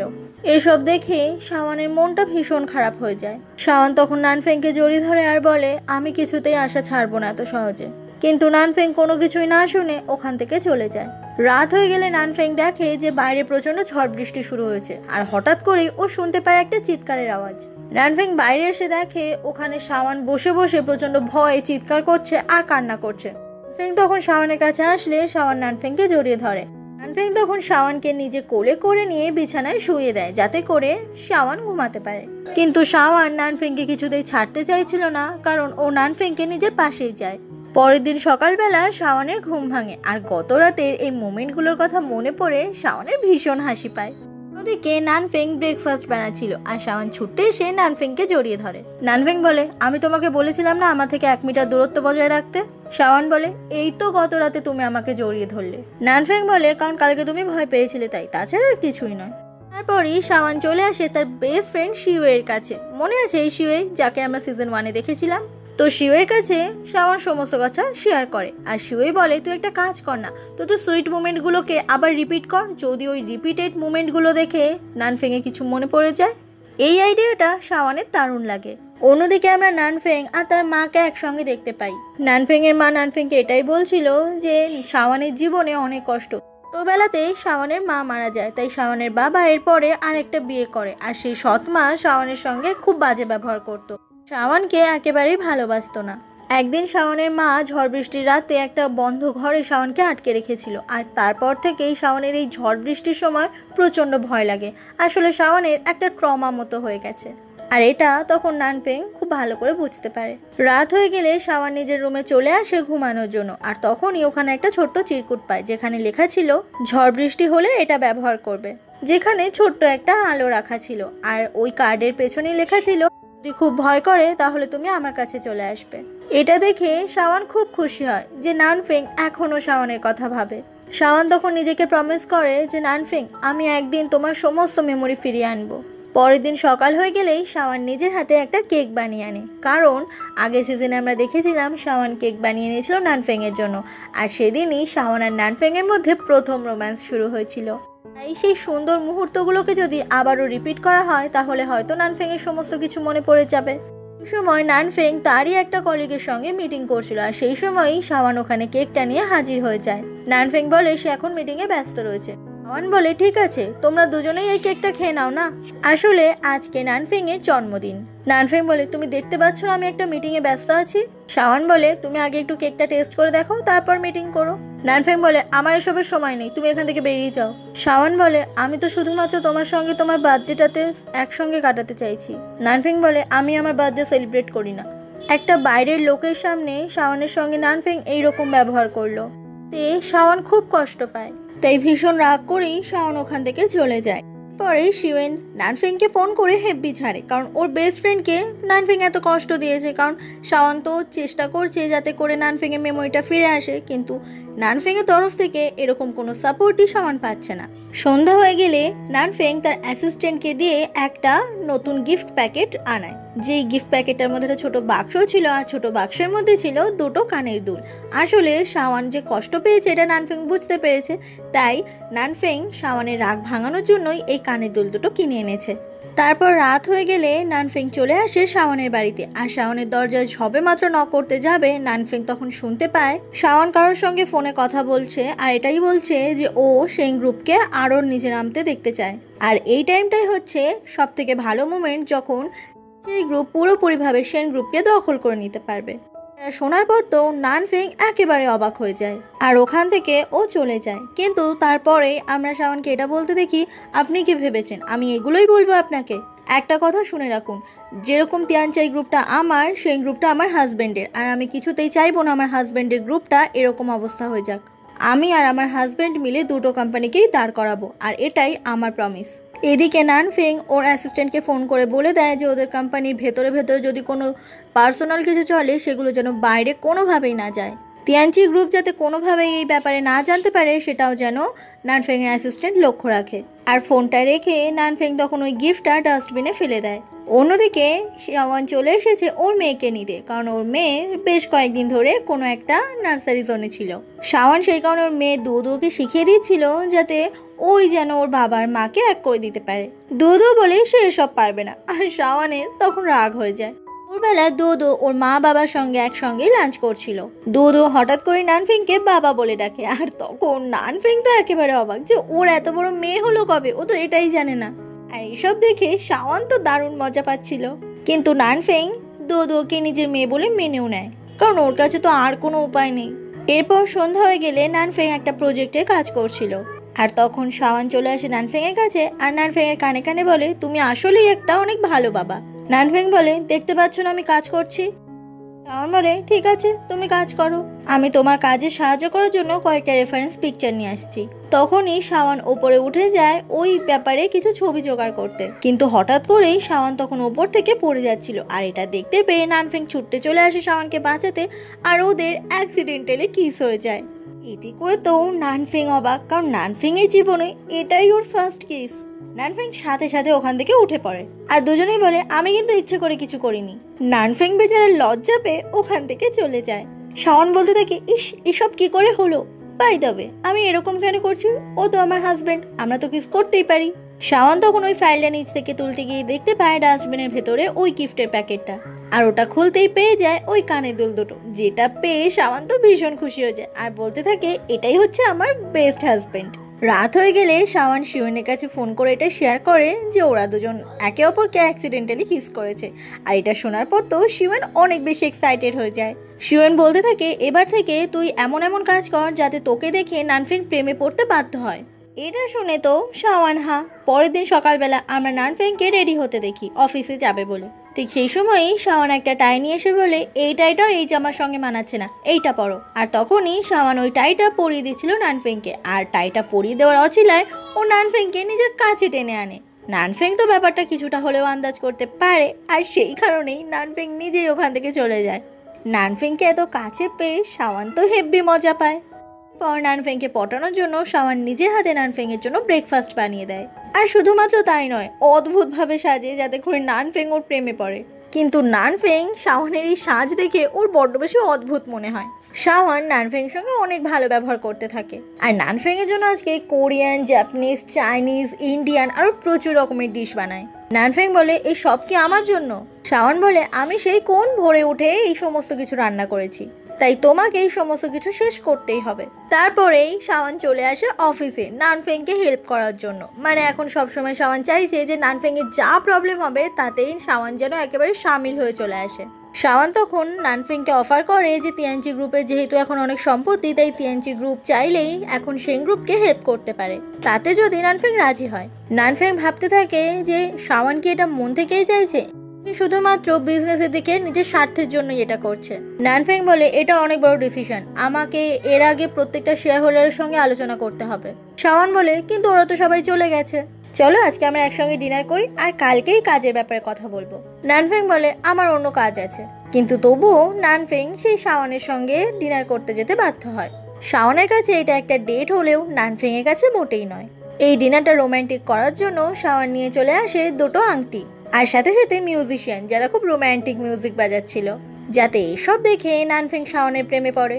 শাওন তখন আংটির বাক্সটা নিয়ে বলে, নানফেং তুমি কি আমাকে বিয়ে করবে? নানফেং কোনো কথা না বলে ওখান থেকে উঠেই চলে যায়। শাওনও তখন নানফেংকে খোঁজার জন্য বেরিয়ে পড়ে। আর এসব তিংহাওয়ের মা আড়াল থেকে দেখে খুব খুশি হয় যে নানফেং শাওনকে একদম পাত্তা দিচ্ছে না। তিংহাওয়ের মা তখন বাকি 2 শেয়ার হোল্ডারের সঙ্গে আলাদা করে মিটিং করে আর এটাই বলে যে নানফেং যেহেতু এখন শাওনকে পাত্তা দিচ্ছে না, এটাই হচ্ছে মোক্ষম সুযোগ। এই সময় যদি শাওনকে সিইও পদ থেকে বার করে দেওয়া হয় সব থেকে ভালোই হবে। তিংহাওয়ের মা তিংহাওকেই সিইও করবে এটাই ওদের কাছে বলে আর ওরা এই প্রপোজালে রাজি হয়ে যায়। এদিকে শাওন নানফেং এর কাছে চলে আসে। শাওন বলে, আমি তোমার জন্য অনেক কিছু করেছি, কেন তুমি এখনো অবধি একটু স্যাটিসফাইড হওনি? নানফেং বলে, তুমি কি আমাকে একবারও জিজ্ঞাসা করেছো আমি আসলে কি চাই? সবসময় ঠিক করে দাও আমি কি খাবো, আমি কি পরবো, আমি কি করব, আমার কি নিজস্ব কোনো স্বাধীনতা নেই? আমি একটা মানুষ, তোমার পোষা কুকুর নই। এটা বলে নানফেং ওখান থেকে চলে যায়। শাওনের ভীষণ কষ্ট হয় যে ও এত কিছু করলো তবুও নানফেং এর মনও কিছুতেই জিততে পারছে না। শিওয়ের কাছে এসেছে আর ও নিজের সমস্ত কথা শেয়ার করছে যে ও কতভাবে চেষ্টা করছে কিন্তু কিছুতেই নানফেং এর মন জিততে পারছে না। শিওয়ে তখন বলে, তোকে এবার অন্য কিছু ট্রাই করতে হবে। রাত হয়ে গেলেই শাওন খুব একটা হট ড্রেস পরে নেয় যাতে করে নানফেং শাওনকে এইভাবে দেখে ও যাতে পাগল হয়ে যায়। শাওন তখন প্র্যাকটিস করে যে কিভাবে ওকে বেশি করে সেক্সি সাজতে হবে। তো তখনই ও চেঁচিয়ে মাটিতে পড়ে যায়। নানফেং শাওনের চেঁচানোর আওয়াজ পেয়ে ওখানে চলে আসলে দেখে যে শাওন নিচে পড়ে রয়েছে। শাওন তখন ব্যথায় নাটক করতে থাকে আর বলে ওর পায়ে প্রচণ্ড ব্যথা লেগেছে, ওকে যেন নানফেং কোলে তুলে নিয়ে বিছানার উপর রেখে আসে। নানফেং নিতে না চাইলে শাওন অনেক রিকোয়েস্ট করে, তো তখন নানফেং শাওনকে কোলে তুলে নেয় আর বিছানার উপর রেখে দেয়। এতে করে তো শাওন ভীষণ খুশি হয়ে যায়। কিন্তু হঠাৎ করে বিছানায় একটা পোকার ওপর হাত পড়ে যাওয়ায় শাওন ভয় পেয়ে তাড়াতাড়ি করে দাঁড়িয়ে পড়ে আর নানফেংকে দেখে আবারও বসে পড়ে। নানফেং তখন বুঝতে পারে যে শাওন পুরোটাই নাটক করছে। নানফেং বলে, তোমার অবশ্যই অভিনেত্রী হওয়া উচিত ছিল। আর এটা বলে নানফেং ওখান থেকে চলে যায়। শাওনের এই প্ল্যানটাও ভেস্তে যায়। আর একটু বেশি রাত হয়ে গেলে শাওন নানফেং এর কাছে ড্রিঙ্ক নিয়ে আসে আর ওরা দুজনে কথা বলতে থাকে। শাওন এটা বলে যে তুমি যতদিন না স্মৃতি মনে করতে পারছো ততদিন আমি তোমার সঙ্গে বন্ধুর মতো আচরণ করব। কি তুমি রাজি আছো? তো এইটা ওইটার বাহানাতেই শাওন তখন নানফেংকে অনেক বেশি ড্রিঙ্ক করাতে থাকে আর মনে মনে বলে যে আজকে আমি তোমাকে অনেক বেশি ড্রিঙ্ক করাবো আর আমি তোমার অ্যাডভান্টেজ নেব। কিন্তু দেখা যায় যে কিছুক্ষণ পরে শাওন ড্রাঙ্ক হয়ে একেবারে পাগলিদের মতো করতে থাকে, কিন্তু নানফেং এত সহজে ড্রাঙ্ক হয় না। শাওন তো নানফেং এর কোলে উঠে পড়ে আর কিছুতেই নামতে রাজি হয় না, নানফেং যতই বলুক না কেন। শাওন বলে, তুমি আমাকে একটা কিস দাও, আমি এক্ষুনি নেমে যাব। তো নানফেং তো কিছুতেই এটা দিতে চায় না। শাওন তখন নিজেই জোর করে নানফেংকে কিস করে, কিন্তু অদ্ভুতভাবেই নানফেং তখন শাওনকে আর বাধা দেয় না। এরপর শাওন দেখাতে থাকে ও কত বেশি ড্রাঙ্ক, তো ড্রাঙ্ক বলেই ও এইসব কাণ্ড করছে। নানফেং তারপর শাওনকে শুয়ে দেয়। শাওনের দিকেই তাকিয়ে বলে, শাওন তুমি কি আমাকে সত্যি ভালোবাসো নাকি এর পেছনে তোমার অন্য কোনো ইন্টেনশন আছে? পরের দিন সকাল হয়ে গেলে শাওনের ঘুম ভাঙে আর ও দেখে যে ওর গায়ে সমস্ত জামা কাপড় আছে, তার মানে কালকে রাতটাও ও বেকার বেকার নষ্ট করেছে। তখনই অফিস থেকে শাওনের কাছে ফোন আসে আর শাওন জানতে পারে একজন বড় বিজনেসম্যান তাদের নতুন করে কন্ট্রাক্টটা রিনিউ করতে চাইছে না, মানে শাওনদের সঙ্গে শেয়ার কাজ করতে চাইছে না। অন্যদিকে নানফেং তো শাওন আর নানফেং নিজের জন্য ব্রেকফাস্ট বানিয়েছে আর তখন দো নানফেংকে বলে যে তার মা কয়েকদিনের জন্য এখান থেকে চলে গেছে। এটা শুনে নানফেং অবাক হয়ে যায় যে ওকে কিছু না বলে শাওন চলে গেল, আর কোথায় বা গেল। এদিকে শাওন ওই লোকটার সঙ্গে দেখা করার উদ্দেশ্যে বেরিয়ে পড়েছে, সেটা এই শহর থেকে অন্য একটা শহরে ছিল। তারপরে নানফেং একটা মিটিংয়ের মধ্যে থাকা সত্ত্বেও ও শাওনকে বারবার করে মেসেজ করছিল যে তুমি কোথায় আছো, কিভাবে আছো, কখন ফিরবে। মানে ও শাওনকে অলরেডি মিস করা শুরু করে দিয়েছে। রাত হয়ে গেলেও যখন দুদুর সঙ্গে সময় কাটাচ্ছিল তখনও নানফেংয়ে কিছুই ভালো লাগছিল না, ওর খালি শাওনের জন্যই চিন্তা হচ্ছিল। দুদু বলে, আচ্ছা বাবা তুমি কি মাকে মিস করছো? নানফেং বলে, হুশ আমি কেন মিস করব? দুদু বলে, মিথ্যেবাদী একটা, তুমি যদি এতই মাকে মিস করো তো মাকে একটা ফোন করলেই হয়, আমিও তো মাকে মিস করছি। ব্যাস নানফেং একটা বাহানা পেয়ে গেল। তখন দুদুর সঙ্গে কথা বলানোর জন্য নানফেং শাওনকে কল করে। দুদুর সঙ্গে কিছুক্ষণ শাওন ফোনে কথা বলে আর যখনই ফোনটা নানফেং আবার নিয়ে নেয় শাওনের সঙ্গে কথা বলবে বলে, কিন্তু ততক্ষণে শাওন ফোনটা রেখে দিয়েছে। পরের দিন শাওন চলে যায় ওই লোকটা মানে মিস্টার হুয়ের সঙ্গে মিটিং করতে, যাতে করে ওই লোকটা আবারও ত্যানচাই গ্রুপের সঙ্গে ওই প্রজেক্টটা করতে ঠিকঠাক রাজি হয়। শাওন তখন মিস্টার হুয়ের সঙ্গে অনেক ভালো করে কথা বলতে থাকে। এখানে তখন আমরা একটা নতুন ক্যারেক্টার দেখতে পাই যার নাম জায়ু। এই ছেলেটা শাওনকে সেই স্কুল লাইফ থেকে অনেক পছন্দ করে। শাওন মিস্টার হুকে ড্রিঙ্ক অফার করলে মিস্টার হু বলে, আমি এই প্রজেক্টটা তখনই রিনিউ করবো যখন তুমি আমার ইচ্ছে মতো ড্রিঙ্ক করতে পারবে। জায়ু তখন বলে, ও আমার বন্ধু আর আমি ওর বিজনেস পার্টনার, তাই ওর বদলে ড্রিঙ্কটা আমি করছি। এটা বলে জায়ু অনেকটা বেশি ড্রিঙ্ক করে ফেলে। আর শেষ পর্যন্ত কোনো উপায় না পেয়ে মিস্টার হু ওই প্রজেক্টটা রিনিউ করার জন্য রাজি হয়ে যায়। এতে তো শাওন ভীষণ খুশি হয়ে যায়, কারণ এই জন্যই তো এত দূরে এসেছে। কিছুক্ষণ পরেই মিস্টার হু ওখান থেকে চলে যায়। তারপর ওরা দুজন বসে পড়ে একটু খাওয়া দাওয়া করবে আর একটু কথা বলবে বলে, কারণ দুই বন্ধুর অনেক বছর পর দেখা হয়েছে। তখন শাওনের চুলটা সরিয়ে দিচ্ছিল, আর ঠিক তখনই নানফেং দূর থেকে বলে ওঠে, হাতটা নামাও। নানফেংকে এখানে দেখে শাওন তো একেবারে অবাক হয়ে যায় আর জিজ্ঞাসা করে, তুমি এখানে কিভাবে? তখন আমরা ফ্ল্যাশব্যাকে জানতে পারি যে শাওনকেও এতটাই মিস করছিল যে শাওনের সঙ্গে দেখা করতে ও বেরিয়ে পড়েছিল। নানফেং ওরই অ্যাসিস্ট্যান্টের থেকে জানতে পারে যে শাওন এখানে এসেছে আর মিস্টার হু নামের একজনের সঙ্গে একটা মিটিং করছে। নানফেং তখন এসে জিয়ায়ুর পাশের সিটেই বসে পড়ে। এদিকে হঠাৎ করে নানফেং এর এখানে আসাটা শাওনের কাছে খুবই অদ্ভুত লাগে। শাওন বলে, ঠিক আছে, আমি তোমাদের আলাপ করিয়ে দিচ্ছি। তখন নানফেংয়ের সঙ্গে পরিচয় করে দিতে যাবে, কিন্তু চুপ করে যায়। মানে নানফেংকে ও হাজবেন্ড বলে নানফেং আবার রেগে যাবে না তো? নানফেং তখন নিজে থেকেই বলে, আমি ওর হাজবেন্ড। জায়ু আর নানফেং এর মধ্যে ভালো করে কথা বলা হলেও কিন্তু ওদের দুজনের মধ্যে একটা জেলাসি কাজ করে শাওনকে নিয়ে। জায়ু আর শাওন গল্প করলে সেটা নানফেং একেবারেই সহ্য করতে পারছিল না। নানফেং তখন যে করেই এটা বোঝায় যে ও শাওনকে অনেক ভালোবাসে, শাওন ওর ওয়াইফ, তাই শাওনের দিকে অন্য কেউ যেন চোখ তুলে না তাকায়।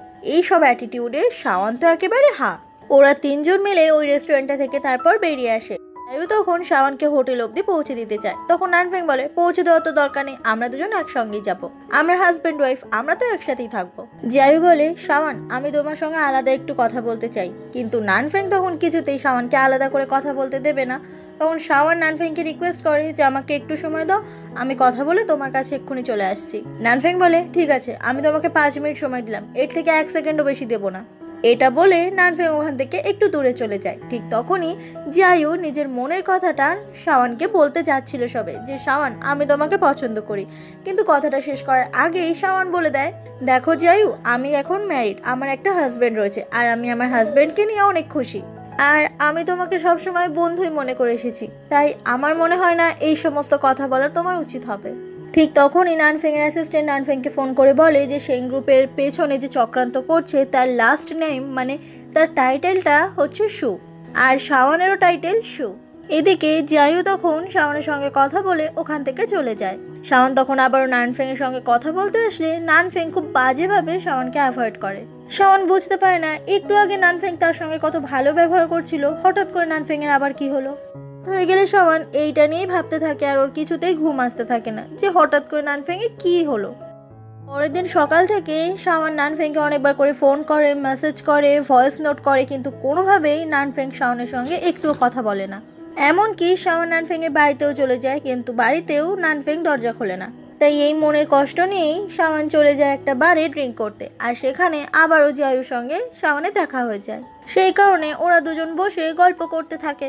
শাওন তখন অনেক কান্না করে আর বলতে থাকে যে নানফেং তুমি অনেক বাজে একটা মানুষ। এদিকে অনেক রাত হয়ে গেলে নানফেং শাওনের রুমে আসে, কিন্তু দেখে যে শাওন এখনো বাড়ি ফেরেনি। ঘড়িতে তখন 1:15 আর নানফেংয়ের শাওনের জন্য খুবই চিন্তা হচ্ছিল। তাই ওর নিজের গাড়ি করে শাওনকে নিয়ে আসে ওরই বাড়ির সামনে। শাওন আসলে সে সময় এতটাই বেশি ড্রিঙ্ক করে ফেলেছিল যে হাঁটার ক্ষমতাও হারিয়ে ফেলেছে। নানফেং ওখানে আসে আর জায়ুকে ধাক্কা মেরে দূরে সরিয়ে দেয়। জায়ু প্রচন্ড রেগে গিয়ে নানফেংকে খুব জোরে মারে আর বলে, নিজের স্ত্রীর খেয়াল রাখতে পারো না? মাঝরাতে একটা মেয়ে কখন গিয়ে বাড়ি ড্রিঙ্ক করে, তোমার কোনো আইডিয়া আছে? নানফেং বলে, সেটা আমার আর ওর ব্যাপার, তুমি এর মধ্যে ঢুকবে না। ওদের দুজনের মারপিট তখন শাওন থামায়, আর এরপরে শাওন নানফেংয়ের সঙ্গে ঘরে চলে যায়। জায়ু তো নানফেংয়ের ওপর ভীষণই রেগে যায়। পরের দিন সকালবেলাতেই শাওনের ঘুম ভাঙে, আর সাথে সাথেই নানফেং চলে আসে হানি ড্রিঙ্ক নিয়ে। এতে করে শাওন অনেকটা রিফ্রেশ হয়ে যায়। শাওন নানফেংয়ের সঙ্গে ভালো করে কথা বলতে গেলে নানফেং আবারও শাওনকে অ্যাভয়েড করতে থাকে আর ঝগড়া করতে থাকে যে শাওন কেন মাঝরাতে বাড়ি গিয়ে ড্রিঙ্ক করেছে, তাও আবার ওই জায়ু নামের ছেলেটার সঙ্গে। আবার ওই জায়ু নামের ছেলেটা মাঝরাতে শাওনকে বাড়ি অবধি পৌঁছেও দিতে এসেছে। এই জিনিসগুলো নানফেংয়ের একেবারেই পছন্দ নয়। এদিকে শাওনের বেচারি কিছুই মনে নেই, কালকেও কখন ড্রিঙ্ক করেছে, কখন ওকে কে পৌঁছে দিয়ে গেছে, কাল রাতে কি হয়েছে কিচ্ছু মনে নেই ওর। নানফেং তো শাওনের ওপর ভীষণই রেগে গেছে। অন রেগে গিয়ে বলে, তোমার যদি আমার সঙ্গে থাকতে না ইচ্ছে করে তুমি এই বাজে কথাগুলো বলবে না। আমি কখনো তোমাকে মিথ্যে বলিনি, আর আমি শুধু তোমাকেই ভালোবেসে এসেছি, আমি অন্য কাউকে কোনোদিনও ভালোবাসিও নি। এইসব মিথ্যে এক্সকিউজ আমাকে দেখাবে না। তোমার যদি ডিভোর্স চাওয়ার দরকার হয় তুমি বলে দিও। এইটা বলে শাওন রেগে ওখান থেকে চলে যায়। পরের দিন আমরা নানফেং আর দুদুকে একসঙ্গে দেখতে পাই। নানফেং তখন জিজ্ঞাসা করে, আচ্ছা তোমার মা আর বাবার মধ্যে যদি ডিভোর্স হয়ে যায় তাহলে তুমি কার সঙ্গে থাকবে? দুদু বলে, কি তোমাদের মধ্যে ডিভোর্স হয়ে যাচ্ছে? নানফেং বলে, আরে না না, আমি তো বললাম যদি। দুদু বলে, তোমাদের যদি ডিভোর্স হয়ে যায় আমি তোমাদের কারোর সঙ্গে থাকবো না। এটা বলে দুদু রেগে গিয়ে নানফেং এর কোল থেকে নেমে পড়ে। শাওনের রাগ ভাঙানোর জন্য নানফেং আবারও সেই ল্যাভেন্ডার ফুল নিয়ে এসেছে, যেটার মানে হচ্ছে ওয়েটিং ফর লাভ। আর এই ফুলটা শাওনের সব থেকে বেশি প্রিয়। আর শাওন বাড়িতে ঢুকতেই এই ফুলের গন্ধ পেয়ে ওর মনটাও ভালো হয়ে যায়। কিন্তু নানফেংকেও দেখায় যে ও নানফেংয়ের ওপর অনেক রেগে আছে। বেচারা নানফেংকে শাওন পাত্তাই দিল না। নানফেং এরপর অফিসে বসে শাওনের কাছে সরি নোট লিখতে থাকে, কিন্তু কোনোটাই মনের মতো না হয় সব নোটসগুলো বাদ পড়ে যায়। নানফেং মনে মনে বলতে থাকে, আমি তো শুধুমাত্র দুদুর জন্যই ওর সঙ্গে ডিভোর্স করছি না, এমনিতে ওর প্রতি আমার কোনো ফিলিংস নেই। রাত হয়ে গেলে নানফেং আর শাওন একেবারে বাড়িতে মুখোমুখি হয়ে যায়। নানফেং সোজাসুজি জানিয়ে দেয় যে ওদের একটা মেয়ে আছে দুদু, ওর জন্য ওদের ডিভোর্স করাটা কখনোই উচিত নয়। শাওন বলে, শুধুমাত্র দুদুর জন্য? নানফেং বলে, হ্যাঁ। এটা শুনে শাওন আবারও অনেক কষ্ট পায় আর বলে, কিন্তু আমি তোমাকে ডিভোর্স দিতে চাই। নানফেং বলে, তোমার যখন বিয়ে হবে বিয়ে করবে, যখন ডিভোর্স চাইবে ডিভোর্স করবে, মামা বাড়ির আবদার নাকি সেই গ্রুপটা পুরোপুরি নিজের হাতে নিয়ে নেবে সেই কারণে? শাওন বলে, এরকমটা আমি কোনোদিনও ভাবিনি। নানফেং বলে, আমি সেদিন ফোনে শুনেছিলাম তুমি একজনকে বলছিলে যে তুমি সেই গ্রুপটা হাতিয়ে নিতে চাও। শাওন বলে, এটা ঠিক যে আমাকে কেউ একজন বলেছিল যে সেই গ্রুপটা হাতিয়ে নেওয়ার কথা, কিন্তু আমি সেটা রিফিউজ করেছিলাম। তোমার ক্ষতি জেনে বুঝে কিভাবে করতে পারি? নানফেং বলে, আর আমাদের বিয়ের কি হবে? তোমার কি সত্যি কোনো খারাপ ইন্টেনশন নেই? শাওন বলে, অবশ্যই নয়। তুমি আমাকে প্রথম থেকে বিয়ে করতে চাওনি, আমি তোমায় চেয়েছিলাম কারণ আমি তোমাকে সেই কলেজ লাইফ থেকে ভালোবাসি। তোমার বিজনেসের প্রতি কোনো ইন্টারেস্টই আমার ছিল না। শাওন অনেক কষ্ট পায় যে নানফেং ওর ব্যাপারে এরকমটা ভাবে। ড্রয়ার থেকে শাওন তখন ওই ডিভোর্স পেপারটা বার করে আর সাইন করার জন্য নানফেংকে দিয়ে দেয়। শাওন যখন ওখান থেকে চলে যাচ্ছিল, নানফেং শাওনের হাত ধরে বলে, আমি তোমাকে বিশ্বাস করি। স্মৃতি হারিয়ে ফেলার পর সমস্ত কিছুই আমার কাছে নতুন মনে হচ্ছিল। ভয় হচ্ছিল আমি যদি প্রত্যেকটা মানুষের থেকে ঠকে যাই, তাই কাউকে আমি সহজে বিশ্বাস করতে পারছি না। আর এই কারণেই আমি তোমাকে এতদিন বলতে পারিনি যে শাওন, আমি তোমাকে ভালোবেসে ফেলেছি। প্লিজ তুমি ডিভোর্সের কথা আর বলো না। এরপরে ওদের দুজনের মধ্যে সমস্ত মিসআন্ডারস্ট্যান্ডিং ক্লিয়ার হয়ে যায়। এরপর ওরা হ্যাপি ফ্যামিলি হয়ে তিনজন মিলে ঘুরতে বেরিয়ে যায় দূরের কোনো একটা জায়গায়।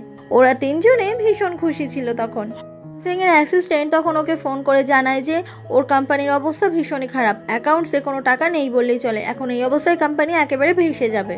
নানফেং আবারও চলে আসে শাওন আর দুদুর কাছে। নানফেং বলে, শাওন, তুমি আমাকে বলেছিলে না যে তুমি টাকা ইনভেস্ট করে আমার কোম্পানিকে হেল্প করতে চাও, তুমি কি সেটা করতে পারবে? আর এই মুহূর্তে 300 মিলিয়ন ওয়ানের খুব প্রয়োজন। তো বড় অ্যামাউন্ট শুনে শাওন প্রচণ্ড অবাক হয়ে যায় আর বলে, ঠিক আছে, আমি চেষ্টা করছি। এরপর আমরা জানতে পারি যে তিংহাওয়ের যে মা রয়েছে এ আসলে অন্য কেউ নয়, এটা হচ্ছে শাওনের সৎ মা, মানে শাওনের বাবার সেকেন্ড ওয়াইফ। আর এই কারণেই এই মহিলাটি শাওনকে কিছুতেই সহ্য করতে পারে না। শাওনের সৎ মা শাওনের ক্ষতি করার জন্য ওদের পেছনেই প্ল্যানিং করতে থাকে। তখনই ওখানে তিংহাও চলে আসে আর তখন শাওনের সৎ মা তিংহাওকে কিছু একটা কাজ করতে বলে। এরপরে নানফেং এর কাছে একটা আননোন নাম্বার থেকে ফোন আসে আর তখন ওপার থেকে বলে যে আপনি যদি জানতে চান সেই গ্রুপের পেছনে কে চক্রান্ত করছে তাহলে এক্ষুনি চলে আসুন আমার সঙ্গে দেখা করতে। ওই ফোনটার কথা মতোই নানফেং চলে আসে পার্কিং লটে আর তখন তিংহাও ওকে একটা পেন ড্রাইভ দিয়ে বলে এটার মধ্যেই সমস্ত কিছু প্রমাণ আপনি পেয়ে যাবেন। তিংহাও আরও বলে, আমি খালি এটাই ভাবছি যে একটা মেয়ে যে আপনাকে ভালোবাসে না সেই মেয়েটার সঙ্গে আপনি আছেন কিভাবে। ভালো করে শুনে রাখুন, শাওন শুধুমাত্র সেই গ্রুপটাকে হাতে নেওয়ার জন্যই আপনার সঙ্গে এরকমভাবে মিথ্যে প্রেমের নাটক করছে। এই কোনো কথাই নানফেংয়ের বিশ্বাস হচ্ছিল না। রাত হয়ে গেলে নানফেং অনেকটা বেশি ড্রিঙ্ক করতে থাকে আর তিংহাওয়ের বলা কথাগুলোই ভাবতে থাকে। ড্রাঙ্ক অবস্থাতেই নানফেং রাস্তায় বেরিয়ে পড়ে। তখনই একটা গাড়ি সবেমাত্র নানফেংকে চাপা দিতে যাবে, কিন্তু সেই সময় নানফেংয়ের মনে পড়ে যায় যে কদিন আগে তো ওর এইভাবেই একটা অ্যাক্সিডেন্ট হয়েছিল। পরের দিন আমরা নানফেংকে অফিসে দেখতে পাই। ঠিক তখনই ওর অ্যাসিস্ট্যান্ট এসে বলে যে স্যার, আপনি আপনার পুরনো ফোনটা চাইছিলেন, আমি সমস্ত কিছু ঠিক করে নিয়ে এসেছি, এর মধ্যে আগে সমস্ত ডেটা রয়েছে। আর ফোনটা ঘাঁটতেই তখন নানফেংয়ের চোখে পড়ে ওইখানে সেই পেপারটার ওপর যেখানে শাওন সই করেছিল যে সে পুরোপুরি সেই গ্রুপের দায়িত্বে আছে এখন। নানফেংয়ের মনে পড়ে যায় যে শাওন ওকে মিথ্যে বলেছিল, শাওন বলেছিল ওকে কেউ একজন এরকম অফার করেছিল, কিন্তু ও কোনোদিনও এরকম কিছু ভাবেনি। কিন্তু তা সত্ত্বেও এই পেপারটাতে দেখা যাচ্ছে যে শাওন নিজে সাইন করেছে। নানফেং শাওনের পুরো প্ল্যানটাই ধরতে পেরে যায় এবার। সেদিন থেকে নানফেং শাওনের সঙ্গে অনেক ভালো ব্যবহার করলেও মনে মনে শাওনের জন্য ক্রাশ ঘেন্না জমতে থাকে। অফিসে আসার পরে নতুন একটা ব্যাগ লঞ্চের অফার করে অফিসের প্রত্যেককে, যে ব্যাগগুলো পুরোপুরিভাবে ইম্পোর্টেড হবে। শাওনের এই অফারটা অফিসের বাকি শেয়ার হোল্ডারদের ভীষণ ভালো লাগে। শাওন সবাইকে বলে যে ও 300 মিলিয়ন ইনভেস্ট করতে চায় সেং গ্রুপকে, কিন্তু ওই শেয়ার হোল্ডাররা কেউই রাজি হয় না, কারণ একটা ওই ডুবে যাওয়া কোম্পানিকে এত টাকা দিয়ে হেল্প করা মানে বোকামো। আর প্রত্যেকটা শেয়ার হোল্ডার এতে রাজি না হলে শাওন একটা টাকাও কোনোভাবেই অ্যারেঞ্জ করে দিতে পারবে না। রাত হয়ে গেলে শাওন বাড়ি ফিরে নানফেংকে জানায় যে অফিসের কেউ রাজি হয়নি সেং গ্রুপকে ইনভেস্ট করতে, কারণে ওর কাছে এখন আর কোনো উপায় নেই। সেন গ্রুপকে ইনভেস্ট করতে তো এখন পারবেই না। নানফেং বুঝতে পারে যে তিংহাও যা যা বলেছিল সবটাই সত্যি, কারণ শুধুমাত্র নানফেংকে দেখাতেই ভালোবাসে, আর এগুলো সবটাই নাটক। পরের দিনই শাওনের কোম্পানি থেকে ওই ব্যাগ লঞ্চ হয়, আর একজন বড় অ্যাক্ট্রেস দিয়ে ওই ব্যাগগুলোকে প্রমোট করা হয়। আর এটা দেখে তিংহাও আর ওর মা একেবারে খুশি হয় না, কারণ ব্যাগগুলো বেশ ভালোই বিক্রি হচ্ছিল। তিংহাওয়ের মা বলে, চিন্তা করিস না, এটা বেশি দিনের জন্য হবে না। শাওনের মা এরপর আলাদা করে নানফেং এর সঙ্গে দেখা করে আর বলে যে শাওন তোমাকে কখনোই টাকা দিয়ে হেল্প করবে না, কিন্তু আমি তোমাকে হেল্প করতে রাজি আছি, আর সেই কারণে আমি যা যা বলবো তোমাকে সেগুলো শুনতেও হবে। এতে নানফেং রাজিও হয়ে যায়। পরের দিন নানফেং চলে আসে শাওনের অফিসে, আর তখন শাওন একটা মিটিংয়ে ব্যস্ত ছিল। এই কারণে নানফেং ওখানে ওয়েট করতে থাকে। শাওনের অ্যাসিস্ট্যান্ট ওখান থেকে চলে গেলে তখন নানফেং ড্রয়ারটা খুলে আপকামিং সমস্ত ডিজাইন, মানে যে ডিজাইনগুলো দিয়ে ব্যাগ তৈরি হবে সেই ডিজাইনগুলো ছবি তুলতে থাকে নানফেং। ঠিক ওই সময়ই লিলি মানে শাওনের অ্যাসিস্ট্যান্ট এসে দেখতে পায় নানফেংকে ছবিগুলো তুলতে। রাত হয়ে গেলে নানফেং বাড়ি ফিরে আসলে ওকে কেউ একজন ফোন করে আর বলে ওই ছবিগুলো আমার এক্ষুনি চাই।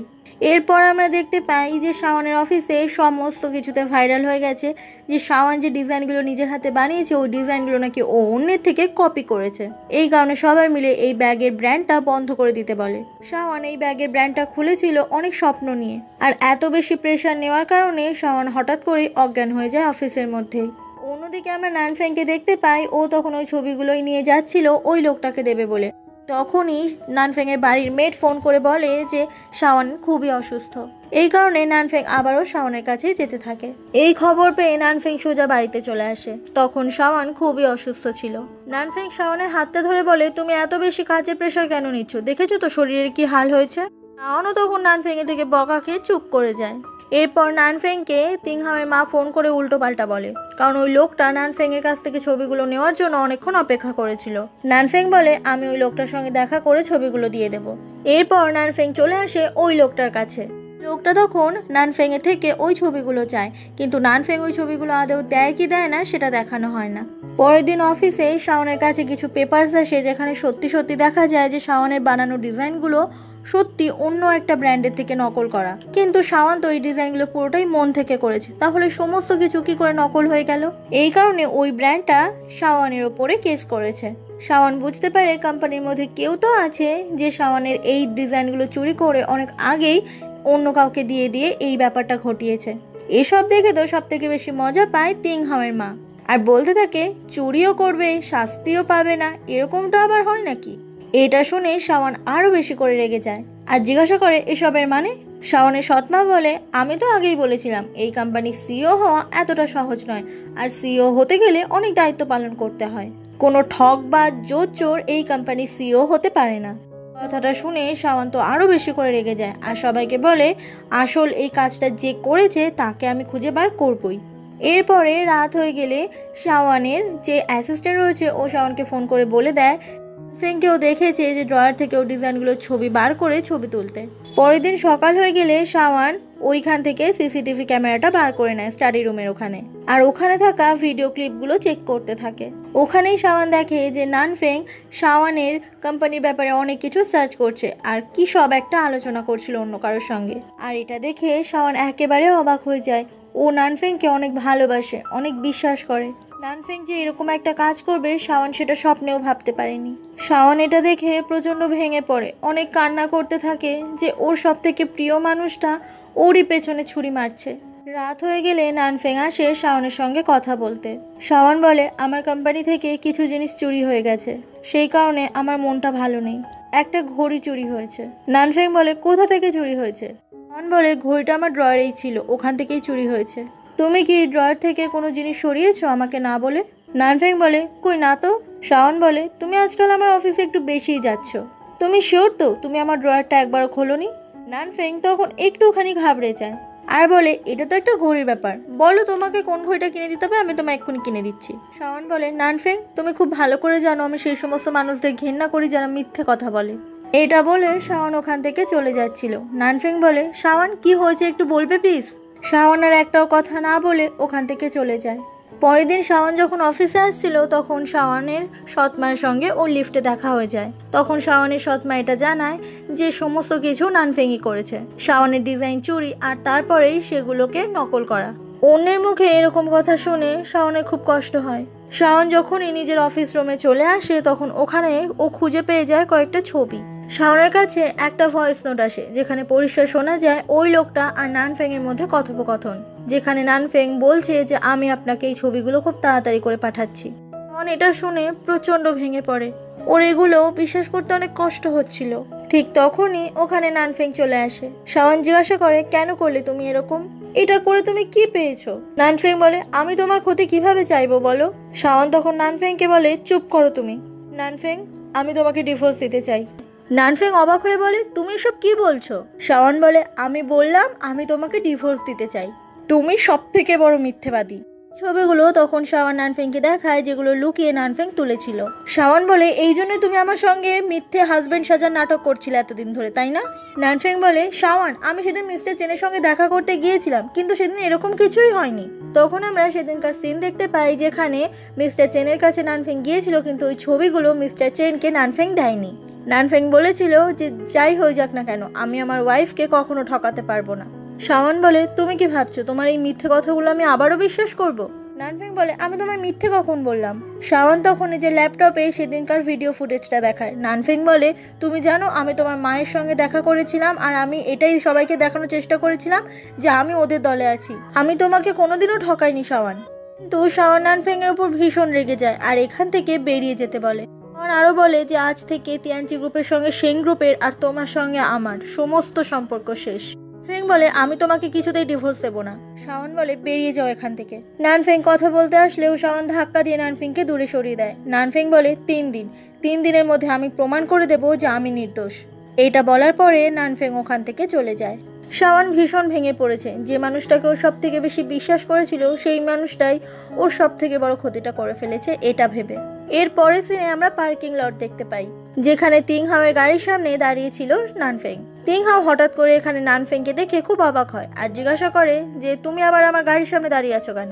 নানফেং বলে আমি তোমার সঙ্গে একটা ডিল করতে এসেছি। কিন্তু তিংহাও কোনো কথা শুনতে চায় না। নানফেং বলে তুমি এগুলো সব ইচ্ছে করে করেছো তাই না? শাওনের অফিসে ওই ছবিগুলো রেখে আসা যেগুলো আমি তুলেছিলাম, তুমি তো খুব ভালো করে জানো ওই ডিজাইনগুলো আসল ডিজাইন ছিল না। আর আমি এটা খুব ভালো করে বুঝতে পেরেছি তুমি আর তোমার মা মিলে চাও শাওনকে অফিস থেকে বার করে দিতে। তিংহাও বলে তুমি আমাদের সঙ্গে হাত মিলিয়েছিলে, এখন তুমি আমাদেরকে দোষারোপ করছো। নানফেং তখন বলে তোমাদের সমস্ত কার্যকলাপের সমস্ত প্রমাণ আমার কাছে আছে, আমি এক্ষুনি চাইলেই পুলিশ স্টেশনে যেতে পারি। এই সমস্ত শুনে তিংহাও বেশ খানিকটা ঘাবড়ে যায় আর জিজ্ঞাসা করে কি চাও তুমি? নানফেং বলে সেই সমস্ত প্রমাণ যেখানে আমি নির্দোষ প্রমাণ করতে পারবো নিজেকে। তিংহাও তখন বেশ কিছুক্ষণ সময় নেয় ভাবার জন্য। নানফেং তখন একটা ফাইল দিয়ে দেয় তিংহাওকে আর ওটা দিয়েই ওখান থেকে নানফেং চলে যায়। তিংহাও ওই ফাইলটা খুলে দেখে যে ওটার ভেতরে একটা ডিএনএ টেস্টের রিপোর্ট ছিল যেখানে পরিষ্কারভাবে দেখা যাচ্ছিল যে শাওনের বাবার সঙ্গে তিংহাওয়ের ডিএনএ টেস্টে একটু ম্যাচ করেনি, মানে শাওনের বাবার নিজের ছেলে তিংহাও নয়। শাওনের সৎ মা আর এই সৎ ছেলে দুজন মিলে প্ল্যানিং করে শাওনের বাবার এই পুরো কোম্পানিটাকে দখল করে নিতে চাইছে। আর ব্লাড রিলেশন না থাকলে কেউই তো কোম্পানির দায়িত্ব পাবে না, এটা তো খুবই স্বাভাবিক। পরের দিন শাওন আবার অফিসে চলে আসে কিন্তু ও দেখে যে ওর অফিসে ও যেখানে বসে সেই জায়গাটাতে আজকে বসে আছে ওরই সৎমা। তো প্রচণ্ড রেগে জিজ্ঞাসা করে যে এসব হচ্ছেটা কি। তখন শাওনের সৎমা বলে যে তুমি কিছুদিন পর এমনিতেই এই কোম্পানি থেকে বিদায় হবে, সেই কারণে আমি তো সিইও হব, তাই এখানেই বসে রয়েছি আমি, আর চিন্তা করো না 2-3 দিন তুমি বাইরে বসে নিও। কিন্তু শাওন এই জিনিসটা এত সহজে কিছুতেই মানতে চায় না। এরপর শাওন শিওনের সঙ্গে চলে যায় একটা বারে ড্রিঙ্ক করতে।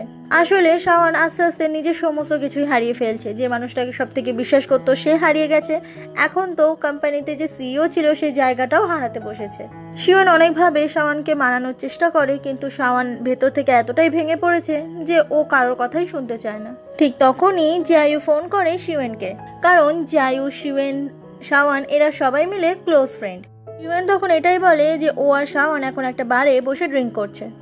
শোনার পরে জায়ু চলে আসে শাওনের কাছে, আর ওরা তখন বার থেকে বেরোচ্ছিল। তখনই নানফেং ওখানে চলে আসে আর জায়ুকে ধাক্কা দিয়ে দূরে সরিয়ে দেয়, আর শাওনকে নিজের কাছে টেনে নেয়। ফেং বলে আমার ওয়াইফের থেকে দূরে থাকবে। জায়ু বলে এতে তোমার তো কিচ্ছু না, শাওন তো এখন সব থেকে বেশি ঘৃণা করে তোমাকেই। এরপর দুজন মিলে শাওনকে নিয়ে টানাটানি শুরু করে। নানফেং রেগে গিয়ে জায়ুকে প্রচন্ড জোরে আঘাত করে। সব দেখে শাওন নিজেই চলে যায় আর নানফেংকে আঘাত করে আর বলে তুমি আমার অনেক ক্ষতি করেছো, আর এখন তুমি আবার ওকে মারছো, তোমার লজ্জা করে না? শাওন তখন জায়ুকে নিয়ে ওখান থেকে চলে যায়। শিওন তখন নানফেংয়ের কাছে আসে আর বলে যত তাড়াতাড়ি সম্ভব তুমি নিজেকে নির্দোষ প্রমাণ করে ফেলো, তোমার জন্য শাওন অনেক কষ্ট পাচ্ছে। এটা বলার পরেই শিওন ওখান থেকে চলে যায়। নানফেং বুঝতে পারছিল না ওর এখন ঠিক কি করা উচিত। পরের দিন আমরা শাওনকে সকালবেলা ঘুম ভাঙতে দেখি, আর ওর চোখ খুলতেই ও দেখতে পায় ওখানে একটা হানি ওয়াটারের গ্লাস। ও বাড়ির মেয়েটকে ডেকে জিজ্ঞাসা করে এটা কি নানফেং রেখে গেছে। তখন ওই মেয়েটা বলে গত রাতে আপনাকে যে একটা ইয়াং ছেলে পৌঁছে দিয়ে গিয়েছিল ওই রেখেছে। শাওন তখন ভাবে যে আমি এখনও নানফেং এর কথা ভাবছি, আমার মতো বোকা মনে হয় এই দুনিয়াতে আর দুটো নেই। পরের দিন তিংহাও চলে আসে নানফেং এর কাছে আর স্বীকার করে নেয় যে ওর আর ওর মায়ের প্ল্যান ছিল শাওনকে অফিস থেকে বার করে দেওয়া, কারণ সবসময় তিংহাওয়ের মা চেয়ে এসেছে তিংহাওকে এই অফিসে সিইও বানাতে, আর এই কারণে সমস্ত প্রমাণ দিয়ে তিংহাও হেল্প করবে নানফেংকে। নানফেং তখন একটা ইনভিটেশন কার্ড দিয়ে দেয় তিংহাওকে, যাতে করে তিংহাও ইউরোপে গিয়ে নিজের ড্রিম ফুলফিল করতে পারে। আসলে তিংহাওয়ের ড্রিম হচ্ছে ও একজন কার রেসার হবে, কিন্তু এখানে থাকলে, ওর মায়ের কাছে থাকলে এটা কোনোদিনই পসিবল হবে না। অন্যদিকে শাওন চলে এসেছে জায়ুর সঙ্গে একটা কফি শপে। ওখানে গতকাল রাতে জায়ু শাওনকে হেল্প করার জন্য শাওন জায়ুকে থ্যাংক ইউ বলে। ঠিক তখন জায়ু আবারও সবাই নিজের মনের কথাটা শাওনকে বলতে যাবে। শাওন বলে দেখো আমি একটা কথা বলি, আমি সবসময় তোমাকে নিজের বন্ধুর মতোই দেখে এসেছি। যতই হোক আমার নানফেংয়ের সঙ্গে ঝামেলা হয়েছে, একটা সময় আমি নানফেংকে সব থেকে বেশি ভালোবেসেছি। আমি এটাই বলবো যে আমার পেছনে আর সময় নষ্ট করো না, তোমার আরও অনেক দরকারি কাজ আছে। ঠিক তখনই ওদের দুজনের কাছে নানফেং আবারও চলে আসে। নানফেং শাওনের সঙ্গে আলাদা করে একটু কথা বলতে চায়, কিন্তু শাওন নানফেংয়ের সঙ্গে কথা বলবে না এটা বলে দেয় আর ওখান থেকে চলে যায়। রাত হয়ে গেলে নানফেং সমস্ত প্রমাণ নিয়ে চলে আসে শাওনের অফিসে আর ওখানে ওয়েটিং রুমে বসে অপেক্ষা করতে থাকে। ঠিক তখনই ওখানে লিলি চলে আসে আর বলে যে স্যার আপনার সঙ্গে ম্যাম দেখা করতে একেবারেই রাজি নয়। নানফেং বলে ঠিক আছে, তাহলে তুমি এই পেপারসগুলো শাওনকে দিয়ে দিও। লিলি বলে ঠিক আছে। পরের দিন আমরা তিয়ানচি গ্রুপে একটা বোর্ড মিটিং অ্যারেঞ্জ করতে দেখি। ঠিক তখনই তিংহাওয়ের মা বলে যে 3 দিন তো হয়ে গেছে, তুমি এখনও নিজের রেজিগনেশন লেটারটা জমা করনি, তাহলে কি এবার আমরা শেয়ার হোল্ডাররা মিলে ডিসিশনটা নিয়েই নেব যে তোমাকে এই কোম্পানি থেকে বার করে দিই। ওখানে প্রায় অনেকেই হাত তুলে দেয় যারা চাইছে যে শাওন এই কোম্পানি থেকে বের হয়ে যাক। শাওন তখন প্রথমে একটু হাসে আর বলে আমার মনে হয় না এখানে বাকিরা আসল সত্যিটা জানে। তখনই একজন ওই পেপারসগুলো যেগুলো গতকাল নানফেং লিলিকে দিয়ে পাঠিয়েছিল শাওনের কাছে, সেই পেপারসগুলোর কিছু কপি প্রত্যেকটা শেয়ার হোল্ডারের কাছে ডিস্ট্রিবিউট করে দেয়। আর ওখানে স্পষ্ট করে বোঝা যাচ্ছিল যে তিংহাওয়ের মাই সমস্ত ডিজাইন চুরি করে বাকিদের কাছে পাবলিক করে দিয়েছিল, যাতে সবাই মিলে শাওনকে চোর অপবাদ দেয়। সবার কাছে ওই ছবিগুলো পৌঁছে যায়, আর এই ছবিগুলো দেখে শাওনের সৎমা তো প্রচণ্ড পরিমাণে অবাক হয়ে যায় যে এই পেপারসগুলো শাওনের হাতে গেল কি করে। শাওনের মা পুরো ব্যাপারটাই তখন অস্বীকার করতে থাকে আর সবাইকে বলতে থাকে যে শাওন মিথ্যে কথা বলছে, এই ছবিগুলো সমস্ত কিছু এডিট করা। আসলে এই সমস্ত কিছু তো তিংহাও নিজেই নানফেংকে দিয়ে হেল্প করেছে। শাওন বলে এবার হাত তুলুন, কারা কারা চান এই মহিলাকে এই কোম্পানি থেকে বার করে দিতে। বেশি সংখ্যায় লোক যদি চায় তাহলে আজকে এই কোম্পানি থেকে এই মহিলাকে বের করে দেওয়া হবে। তখনই এক এক করে শেয়ার হোল্ডাররা হাত তুলতে থাকে। তিংহাওয়ের মা গুনে দেখে যে যতজন রয়েছে তার অর্ধেক জন হাত তুলেছে, তাহলে তিংহাওয়ের মাই অফিসেই থাকতে পারবে। কিন্তু সবশেষে তিংহাও নিজেই হাতটা তোলে, সেও চায় তার মাকে এই কোম্পানি থেকে বের করে দেওয়া হোক। আর এটা দেখে সব থেকে বেশি অবাক হয় তিংহাওয়ের মা। তিংহাওয়ের মা বলে তোর জন্য আমি এত কিছু করেছি আর শেষে কিনা আমার পেছনে ছুরিটা তুই মারলি। বলে ঠিক আছে অনেক হয়েছে, এবার এই কোম্পানি থেকে বেরিয়ে যান। এরপরে আমরা দেখতে পাই শাওন আর নানফেং এর মধ্যে আবারও সমস্ত কিছু ঠিক হয়ে গেছে। নানফেং নিজেকে প্রমাণ করতে পেরেছে যে ও শাওনকে কখনো ঠকায়নি, ও কখনোই শাওনের কোনো ক্ষতি করতে চায়নি। আর ওদের মধ্যেই শুরু হয়ে যায় আবারও সেই কিউট কিউট রোম্যান্স। ঠিক তখনই ওখানে দো চলে আসে আর জোরে চেঁচিয়ে বলে মা চিন্তা করো না, আমি কিচ্ছু দেখিনি, তোমরা চালিয়ে যাও। এটা বলেই দো ওখান থেকে পালিয়ে যায়। নানফেং বলে দোদো কি বললো শুনলে? ও বললো চালিয়ে যাও। তো ওরাও রোম্যান্স আবার চালিয়ে যায়। আর একটু রাত হয়ে গেলে দোদো ওর মা শাওনকে নিয়ে বেরিয়ে যায়, কারণ আজকে রাতে নাকি তারা খসা দেখা যাবে। আর এখানেই সিনটা তখন কাট হয়ে যায়। পরের দিন সকালবেলা আমরা শাওনকে খুবই অসুস্থ অবস্থায় দেখতে পাই। নানফেং তখনই ওখানে শাওনের জন্য জল নিয়ে আসে আর জিজ্ঞাসা করে, তোমার ঘুম ভাঙলো তবে? আমরা তখন শাওনের হাতে একটু কেটে যাওয়া অবস্থাও দেখতে পাই।